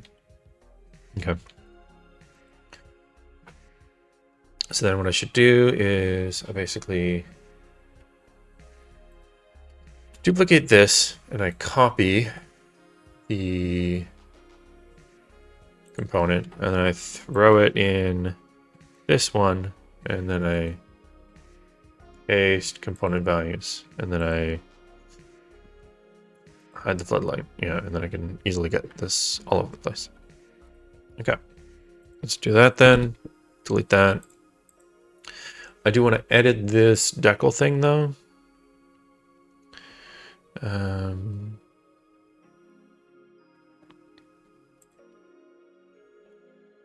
Again, so that I can kind of start using this a little bit more in different places. I think it should be fine. I'm just worrying. I do have a version of this on the chest light, but I feel like I should be okay there. Point light. Let's do point light, and then no indirect multiplier. We'll do intensity. 1 will be fine for now, but maybe only like 6 range. We'll see how bad it is. And then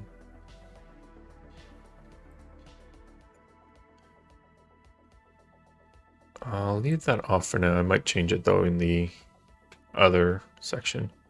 Point, real time, yeah, and then we'll turn it off.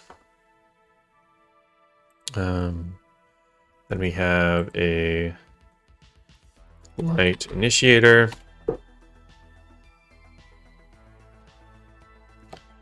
And drag that, and then drag that. Start active off. Yep, okay, there we go. And that's all kind of set up. If I want to test this, I can just... I don't have lighting on, but okay, so yeah, that's... Yeah, I think I want, in this case, I do want there to be hard shadows. I think. Because if you don't do that, it kind of goes and bleeds. These ones are more okay because... let's see, show...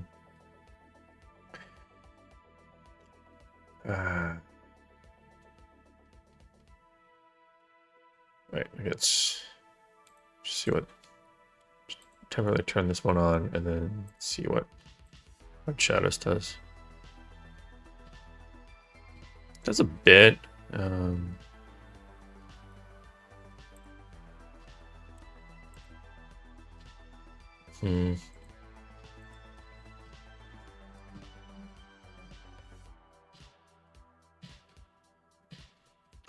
I'll do hard shadows, sure, fine. Gotta do that on all of them now, though. Or maybe I just do that as the default. Well, fine, we'll do it as the default. We'll give them hard shadows. Hey. Leave that box alone, sir. Trying to eat my Cheez-Its. But then, yeah, turn this off. Modify component, revert that part. Okay. The other thing I wanted to check is with this light, though. If I go into here, the point light, yeah, I think a point light should be more like here.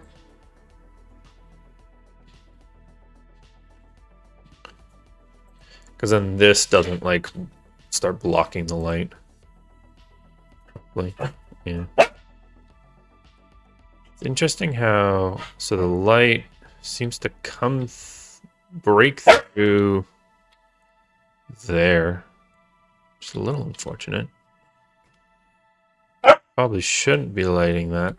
This should be blocking it. Right.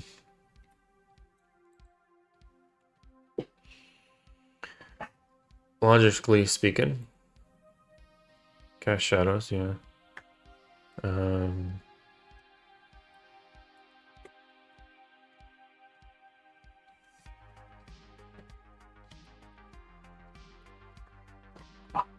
This actually should be static, except for the...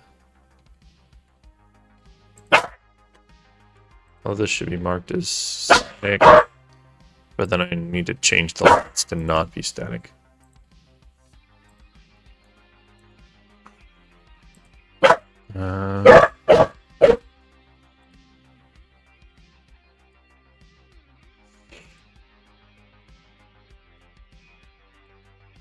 I still gonna do that though.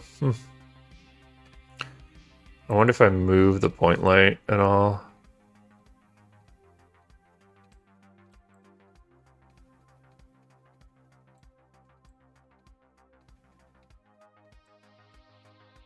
Yeah, just a bit. It doesn't make as much sense, but I think that might be better for this area. So I'd want to again duplicate this, and then copy these, and delete this, and then I would paste this over here and paste component values.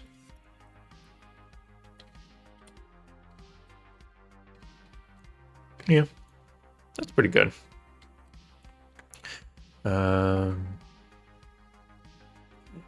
Now the question is whether or not these point lights are a little bit too strong or have too much range. Let's see. Just look at the range part.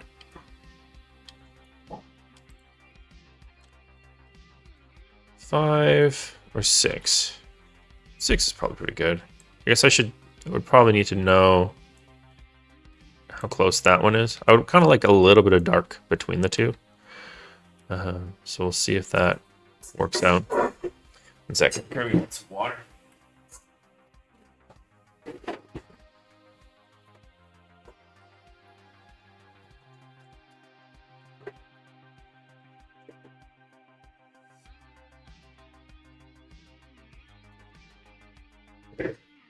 All right.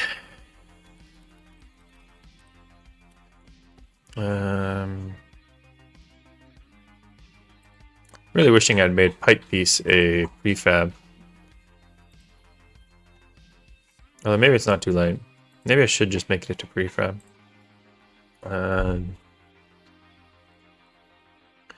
Where did I make airlock a prefab? Structural. Yeah, let's just do that.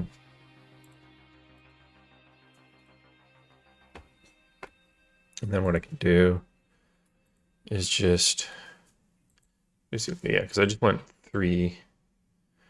It's like 6 down each time. So just delete all those. Duplicate this. -6. Duplicate. You can just go -6 again.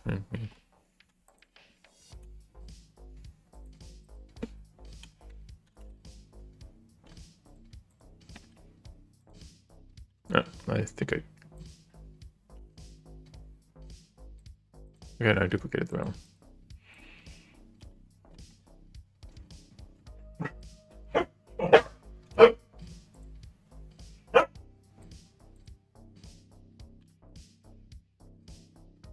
All right. Okay, so it does feel like I do. I probably want to do 5 then.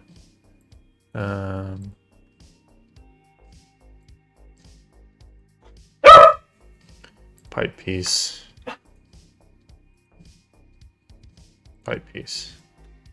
Yeah, there's a nice little kind of like small break between each one of them. I like that.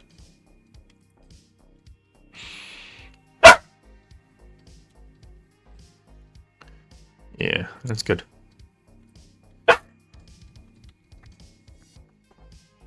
Question is now, do I want it a little bit lower intensity too?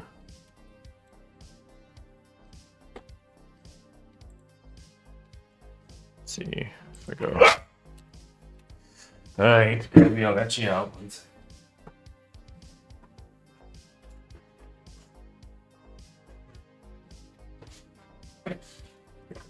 Such a demanding doggo. I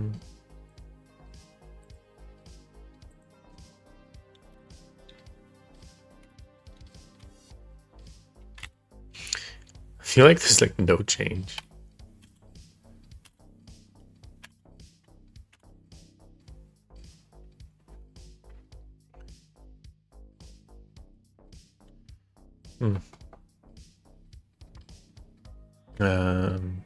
Pipe piece.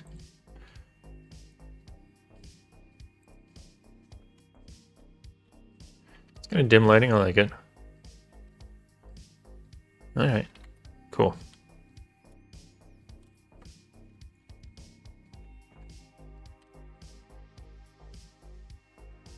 All right, I think that's gonna be good. We then just need to. what I want to maybe do is I'll go into pipe piece. We're gonna go and make a group reactor. There's a stateful reactor group. Oh, crap. I think I should have made all those ones stateful reactor groups.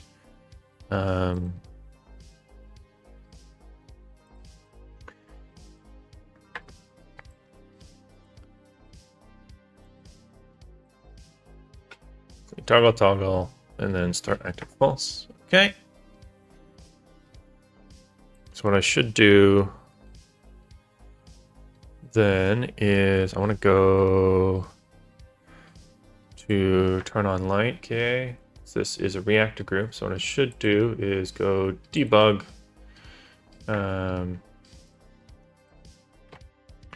find the stateful reactor group and replace it. Should keep all that. Good. Yeah. Sweet.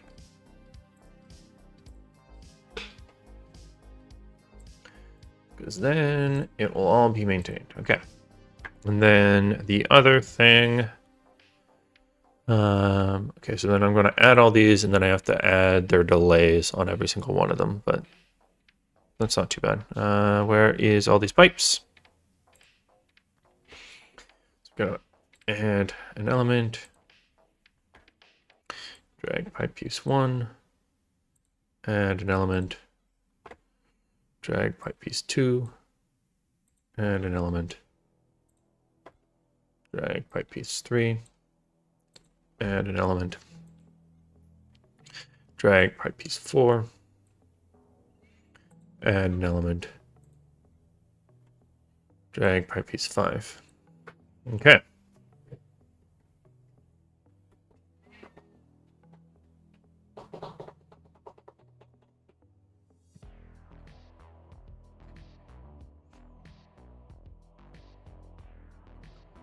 And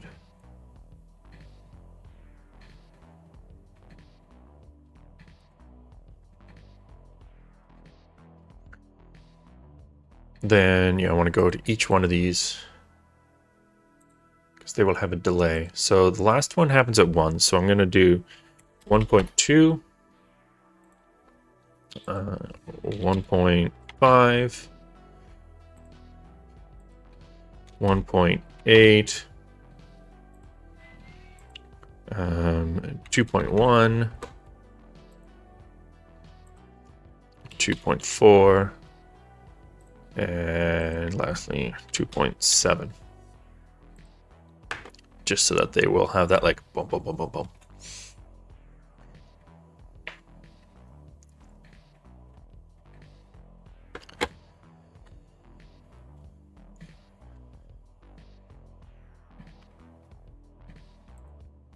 Probably also be good if I had like a sound type thing, but that might be a little in the future that I can add. Something like that. Like a tling, tling, tling. I don't know, like it's a very specific sound that it makes.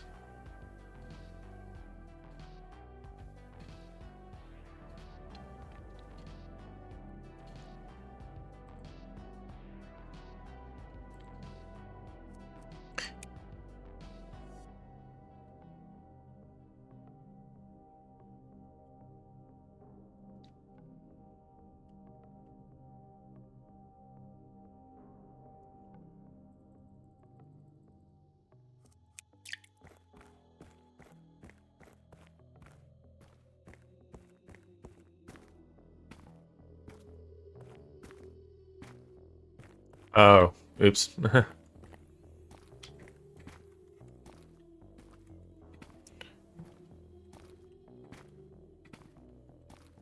Yeah, I didn't toggle those smart strings, so yeah, that will be broken.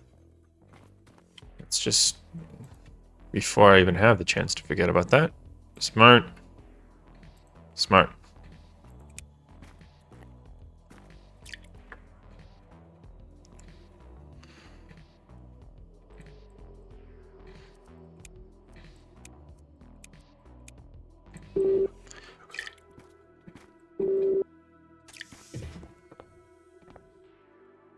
Okay, and then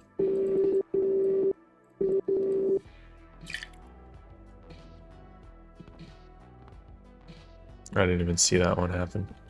I want to see it again though, so let's see if I can.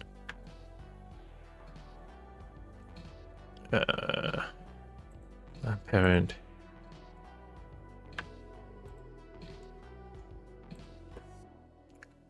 So I think I can just go inactive.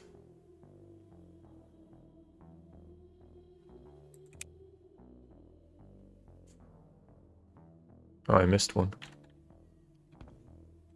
Because the second isn't actually part of it. But then yeah, activate.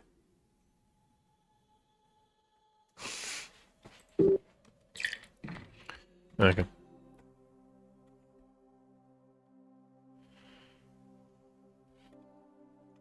So let's go fix that.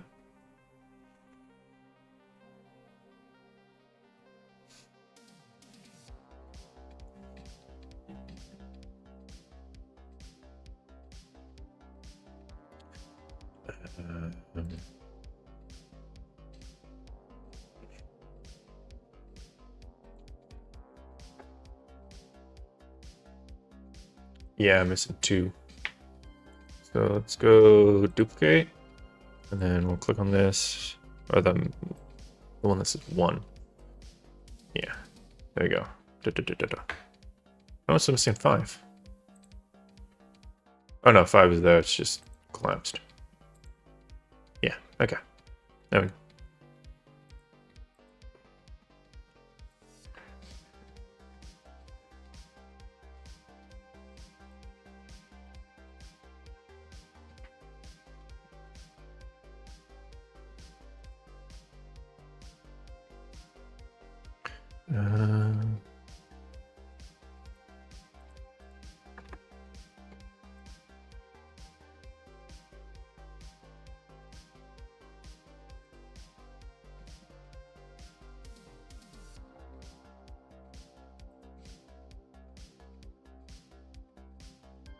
Yeah, that should be okay for now.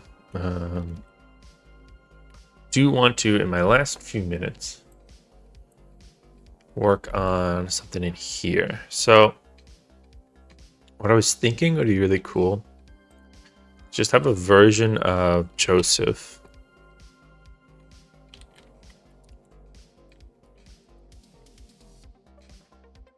like a kind of stripped down version of him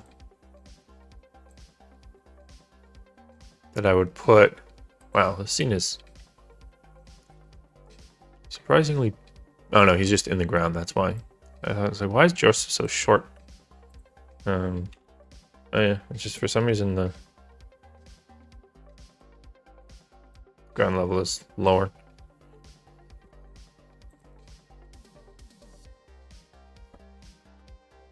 Like if I were to have a version of Joseph that just is standing there, or like maybe standing over here.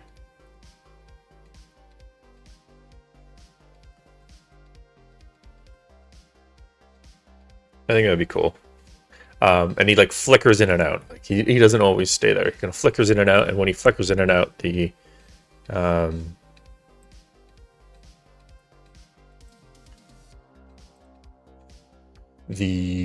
world, you know, flickers his red thing.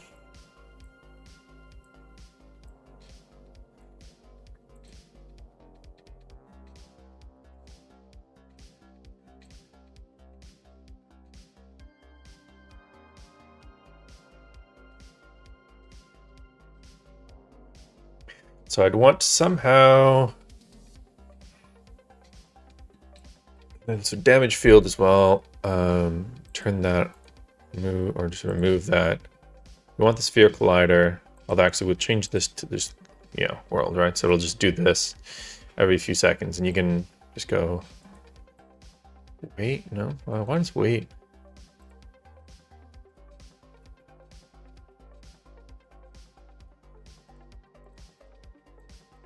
We're just gonna go like.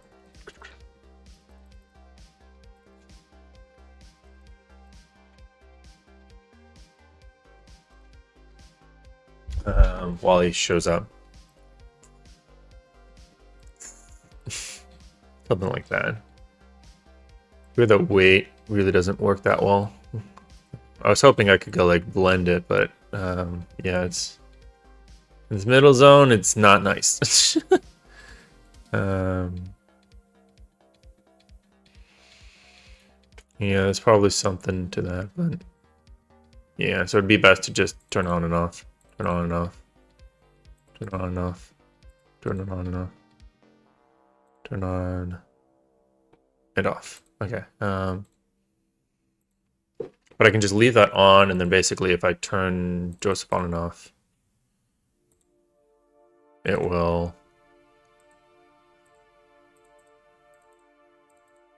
be fine. Turn off the sounds, because, yeah, we don't want to do that.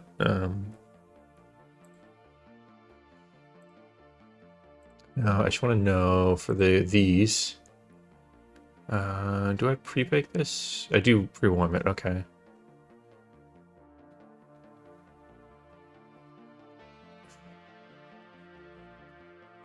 So that should be okay. I just want to see, you know, if I click play, just see if anything breaks while he's standing there.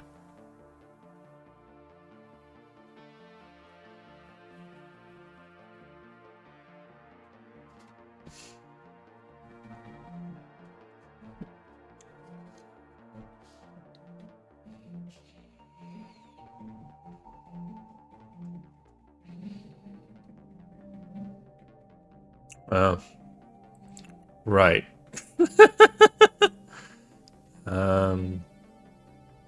Okay, so I probably need to change the damage field in this case. To not affect UI.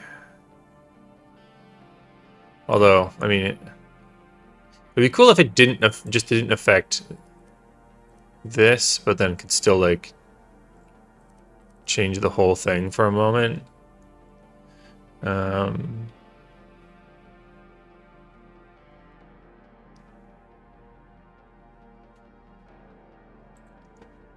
Right, and so it would go, or yeah, I guess it'd probably still be better though if it didn't affect the UI, which I can do. I just need to figure out there's a specific. I think I have a trigger that doesn't affect the UI. So let's just so the UI cam transparent player triggers, but it does not care about player or UI. Funnily enough, that's kind of weird. So if I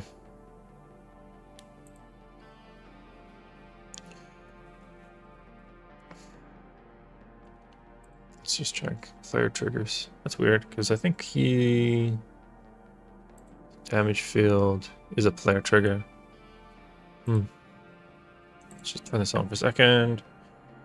Damage field. Let's see if I change this to player. Yeah, there we go. Ooh.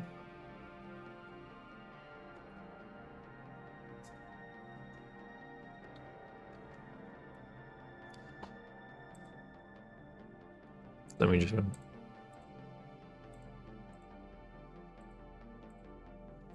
You can barely see him, so maybe I should put him in here.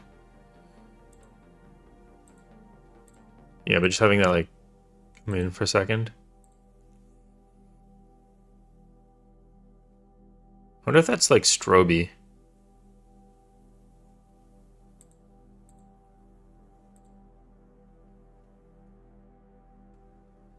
But yeah, so I just like took him in.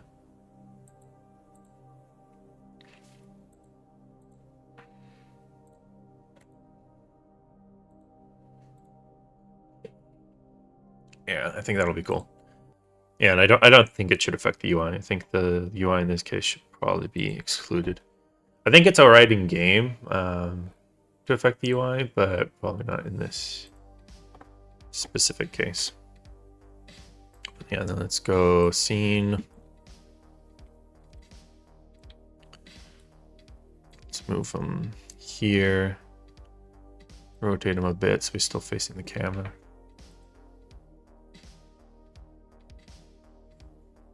Yeah, just standing in the middle of the window.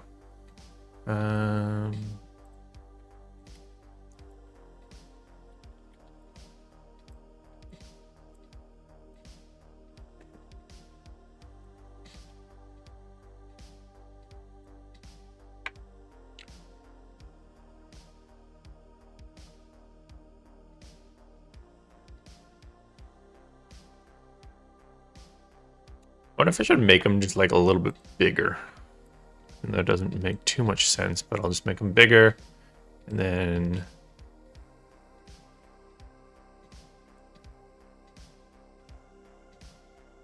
just make them peek out of there. Might be its own sensor doesn't look creepy.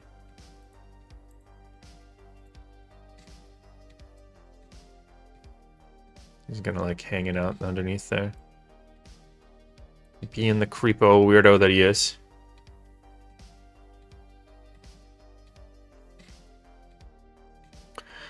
I mean, there's probably some options to make him glow a little bit more, but...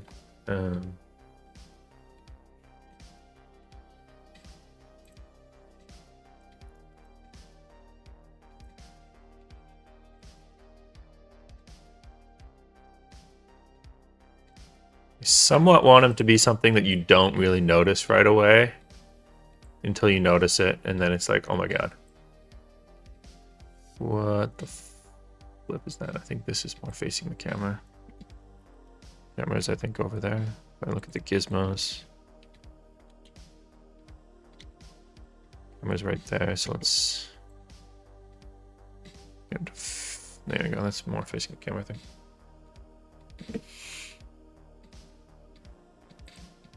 He's more noticeable actually in the... because he'll be black. He'll kind of like black out that area. I could maybe make his eyes... in this scene.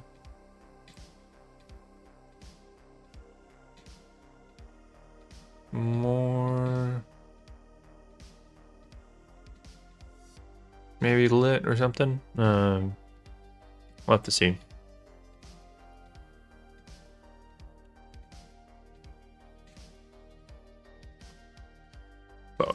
The main thing I need to do though now is just toggle the switch. So I think the main idea is there'd be a time of waiting, and then it would flick, flick, flick, flick, flick, flick. Right. So wait, flick, flick, flick, flick, flick, flick. Or like flick, flick, flick, flick, flick, like that. Yeah, it's probably also quite small, but you're seeing it too. Right?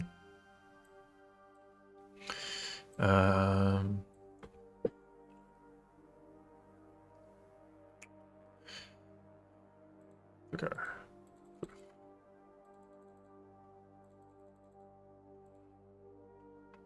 Okay, so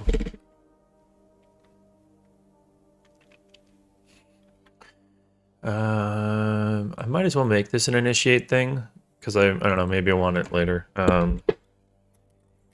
Flicker on initiate. Yeah.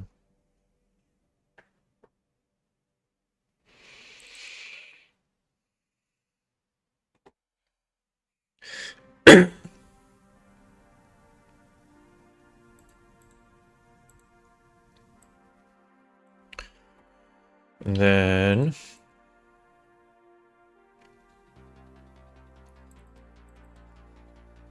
go base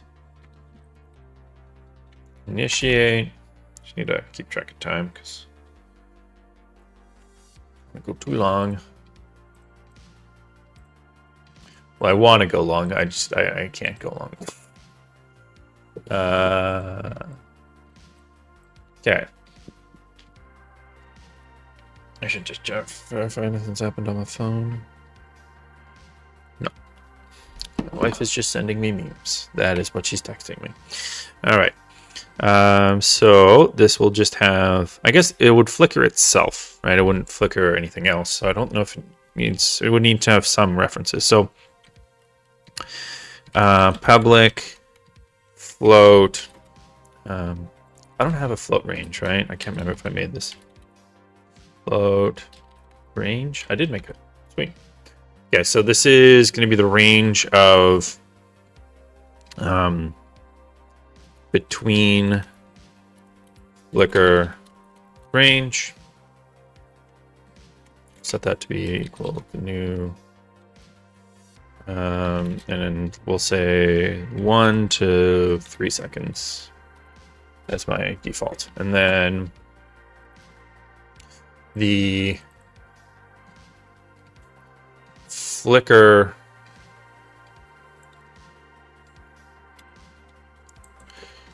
on range, and that should be much smaller. So that'll be 0.2 or 0.1 F to, we'll say like 0.3 F, sure. And then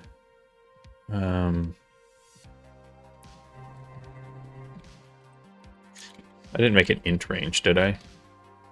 I did make an int range. Or is these mine, or are these unities? It might be unities. I don't even know. Flicker count range equals yeah, 1 to 3, or no, actually, let's do at least 2, maximum 4. These should all be private though. They don't need to be serialized. They don't need to be public.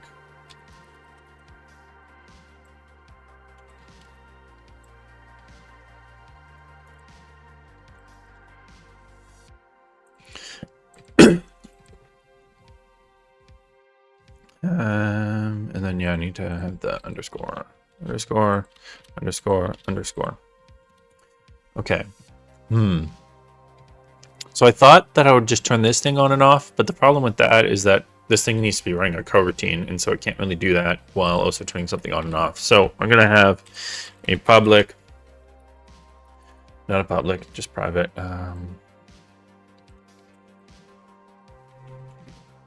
Game object underscore to flicker.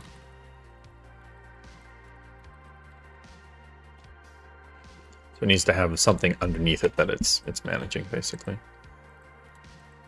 Okay. And so on initiate, what it's going to do is going to start a coroutine. So I enumerator.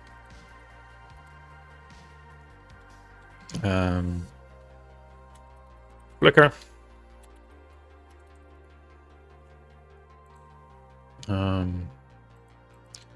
Yeah. So we're gonna get so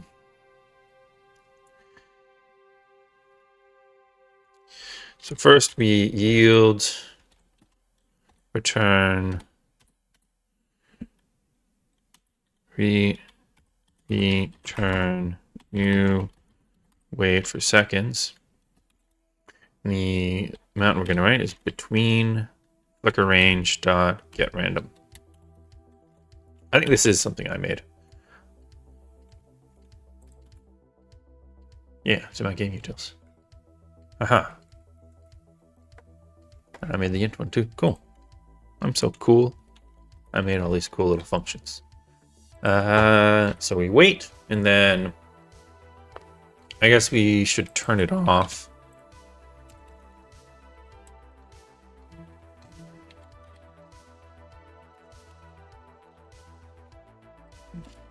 Then we wait, and then we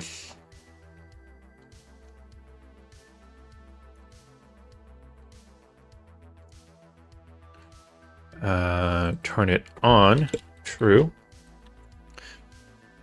Actually, we should be doing a for loop. And for int I equals 0, comma len equals flicker count range, get random.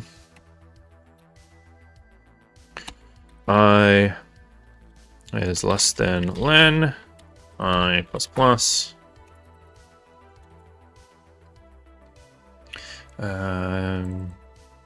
So for the amount of time we're going to do that, we're going to time between flickers.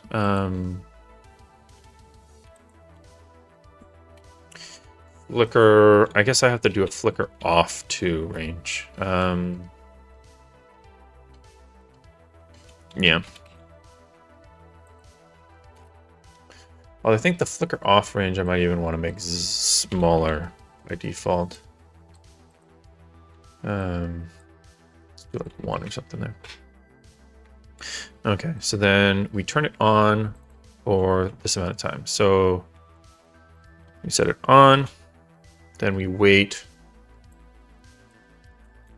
for the flicker on range, get random. Then we basically copy this. We're gonna turn it off.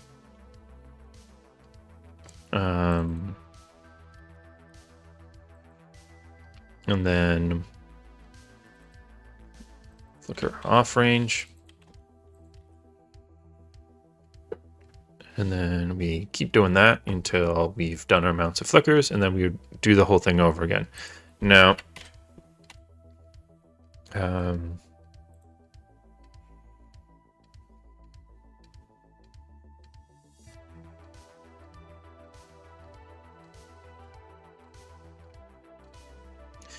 we would go to flicker.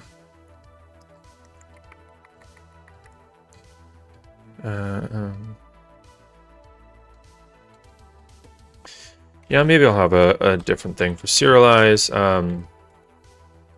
Private bool. Or should I do ints? I'll make it loop. Flicker equals true. And so while loop flicker, we'll just keep doing this.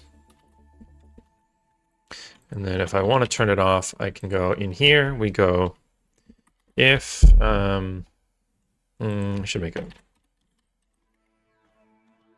My fingers are actually getting cold. It's kind of harder to type. I'm gonna close the door.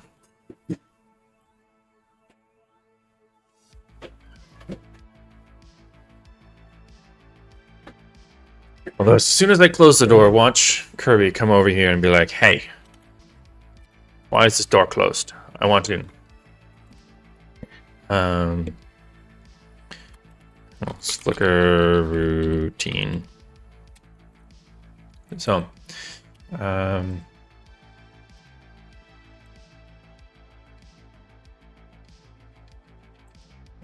so if state equals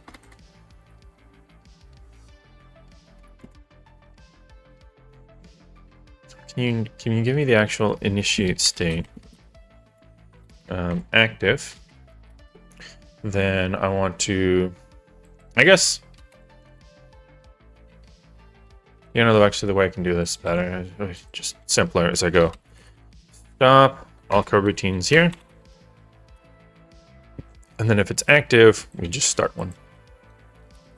Because either way, I wanted to stop the current coroutine if this gets called again, but otherwise we'll do this. You eat his treats behind closed doors. He's a smart doggo. All right, loop flicker, flicker, flicker, stop all coroutines, and then we'll flicker. Okay. And so what we're gonna do here is we'll just create an empty parent here. Flicker. Then we'll go and make this the flicker initiate. Let the recompile here. And then I'll let that go Initiate at start too.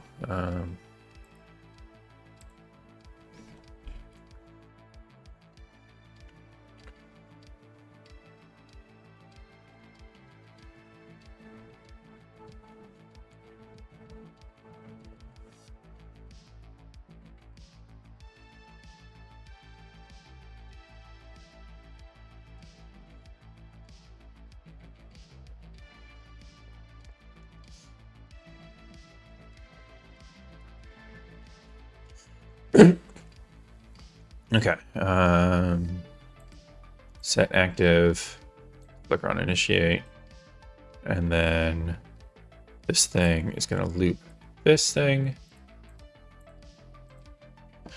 Time between flickers. I actually think this should be longer. So let's say 3 to 5 seconds. And then flicker range. Okay. Let's see how that works.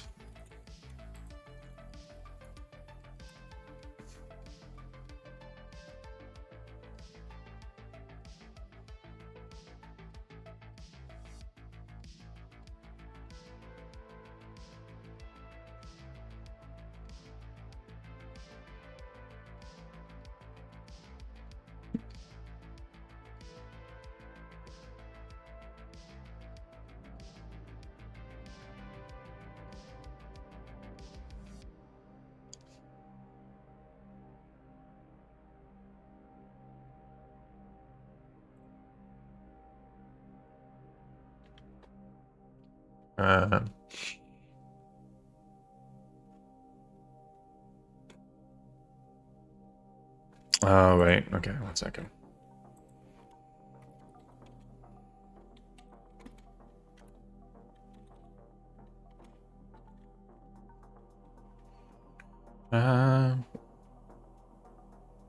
Actually, I guess I can change this. So if action type, here we go. You just need to go. If action type equals... No, we'll do this. We'll do it this way. Override. Initial state.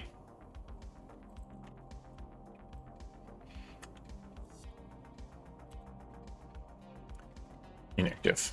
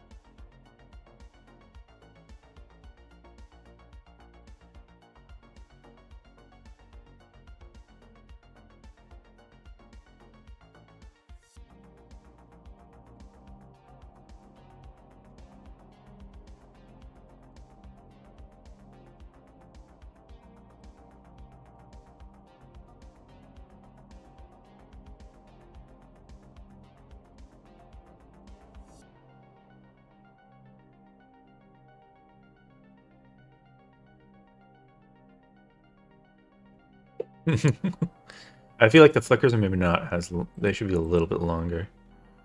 Maybe go like 0.2 and then 4.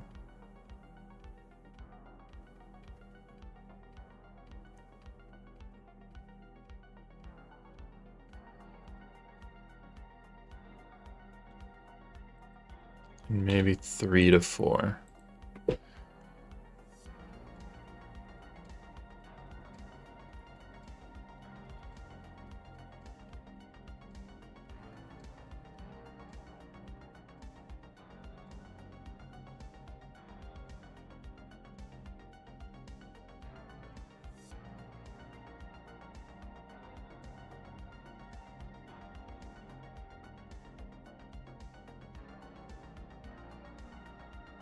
I like that. I think that makes the menu like way better. Maybe maybe I was wrong and maybe I should do a little bit lower time between.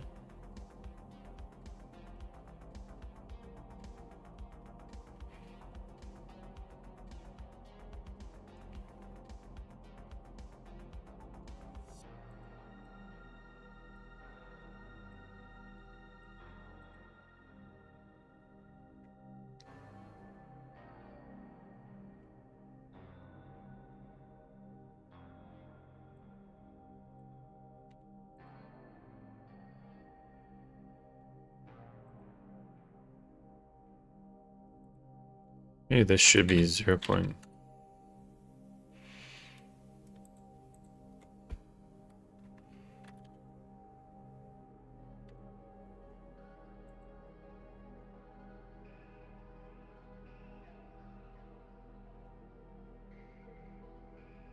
I kind of want him to not be too obvious, right? Like, I think at this point it's kind of like all mysterious. But I do understand like he's pretty hard to see there.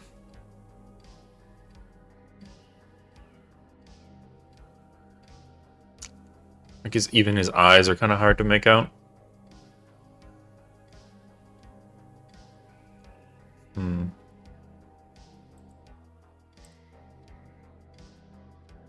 Just for example, one second.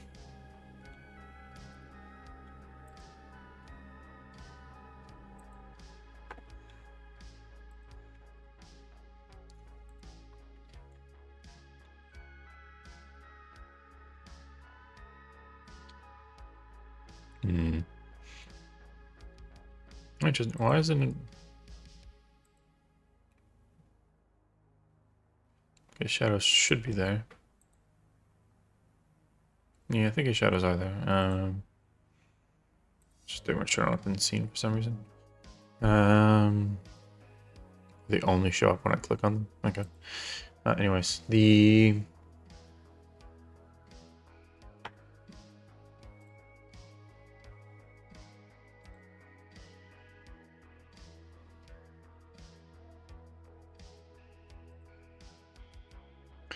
it could just make them even bigger.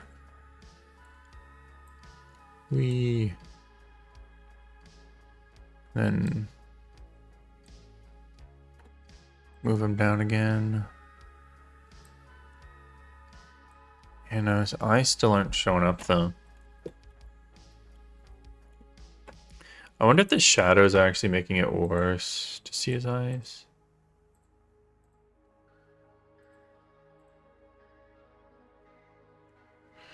Was it just the really harsh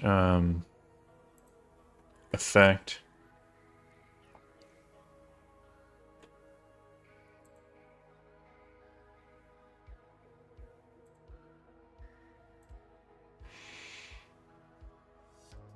It might be, yeah, how hard the dither.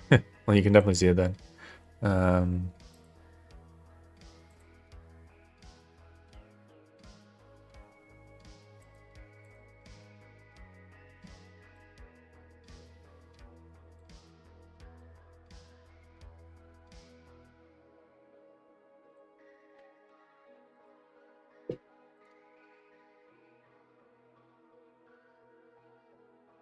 Or is it the fact that I'm pixelating?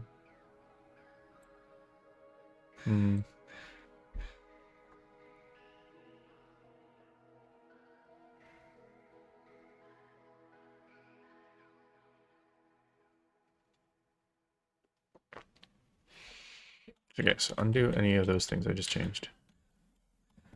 Yeah. One thing I could do is just make Joseph more prominent. Like, why does he need to be hiding in a corner? Why don't we... I'm not going to be able to raid out today, so... Because I've taken so long, but why don't we just...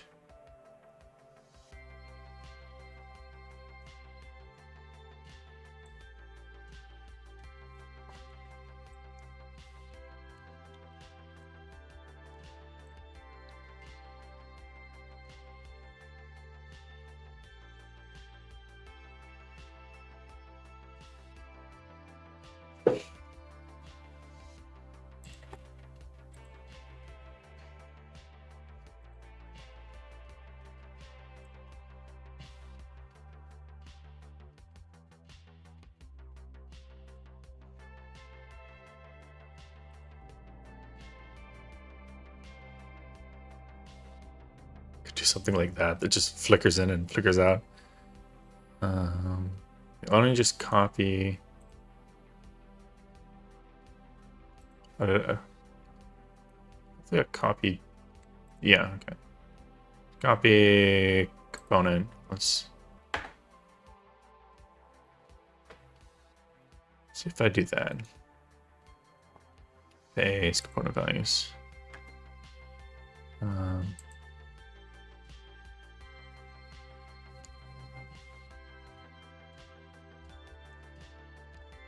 think I did scale them up a little bit too.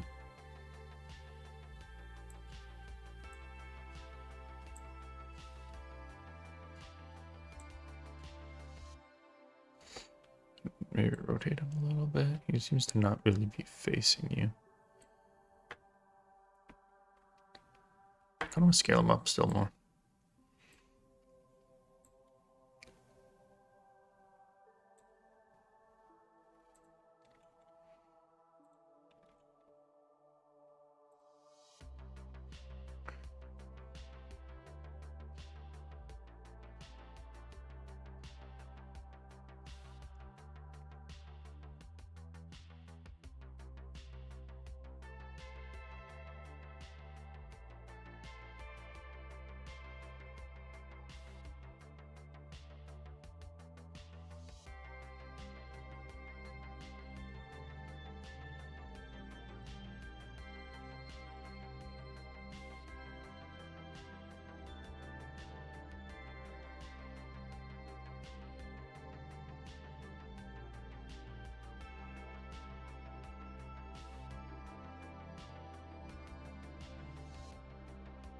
Yeah, I need to kind of adjust the flicker again, but I mean, you definitely see him this time. I may almost want to like freeze the animator though, so that like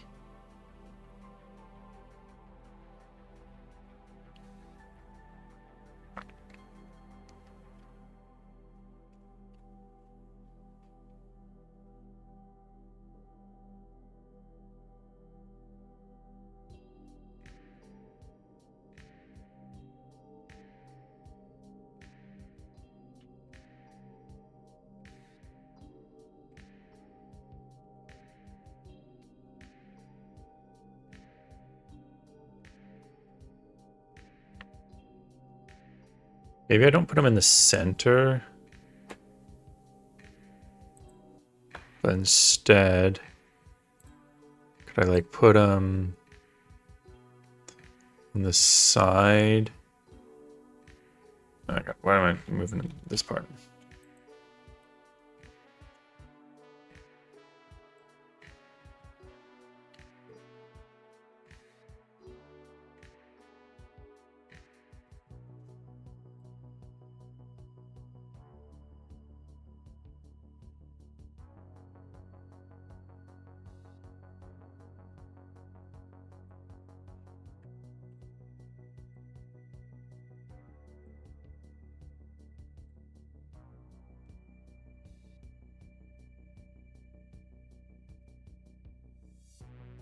So he's like right here.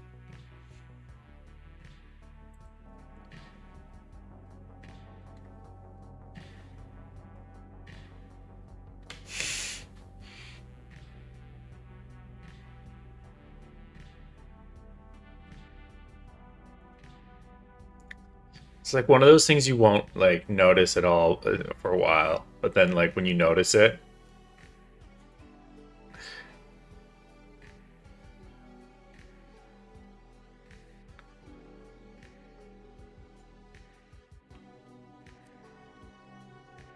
yeah, I think I like that position. I think copy component. I do want to adjust the flickers as well, but I like this positioning of him quite a bit. I really gotta get going. Okay, I think that just a few flicker changes. I think 2.3. I just want to make the minimum a little bit longer. I think I did change this to be 4 and like 6, maybe. I can't remember. And then this to be 3 and 4. I think those are pretty good values. Okay. And I think that's a pretty good spot to end it. I think that's going to be a really cool little like main menu thing, because it makes the main menu a little bit more dynamic versus, you know, just this. which is fine, but it definitely adds a little bit more to it. All right. Yeah, so with that, I'm gonna say thanks for watching, and I'll see you guys on Monday. So I'll see you then. Bye bye now.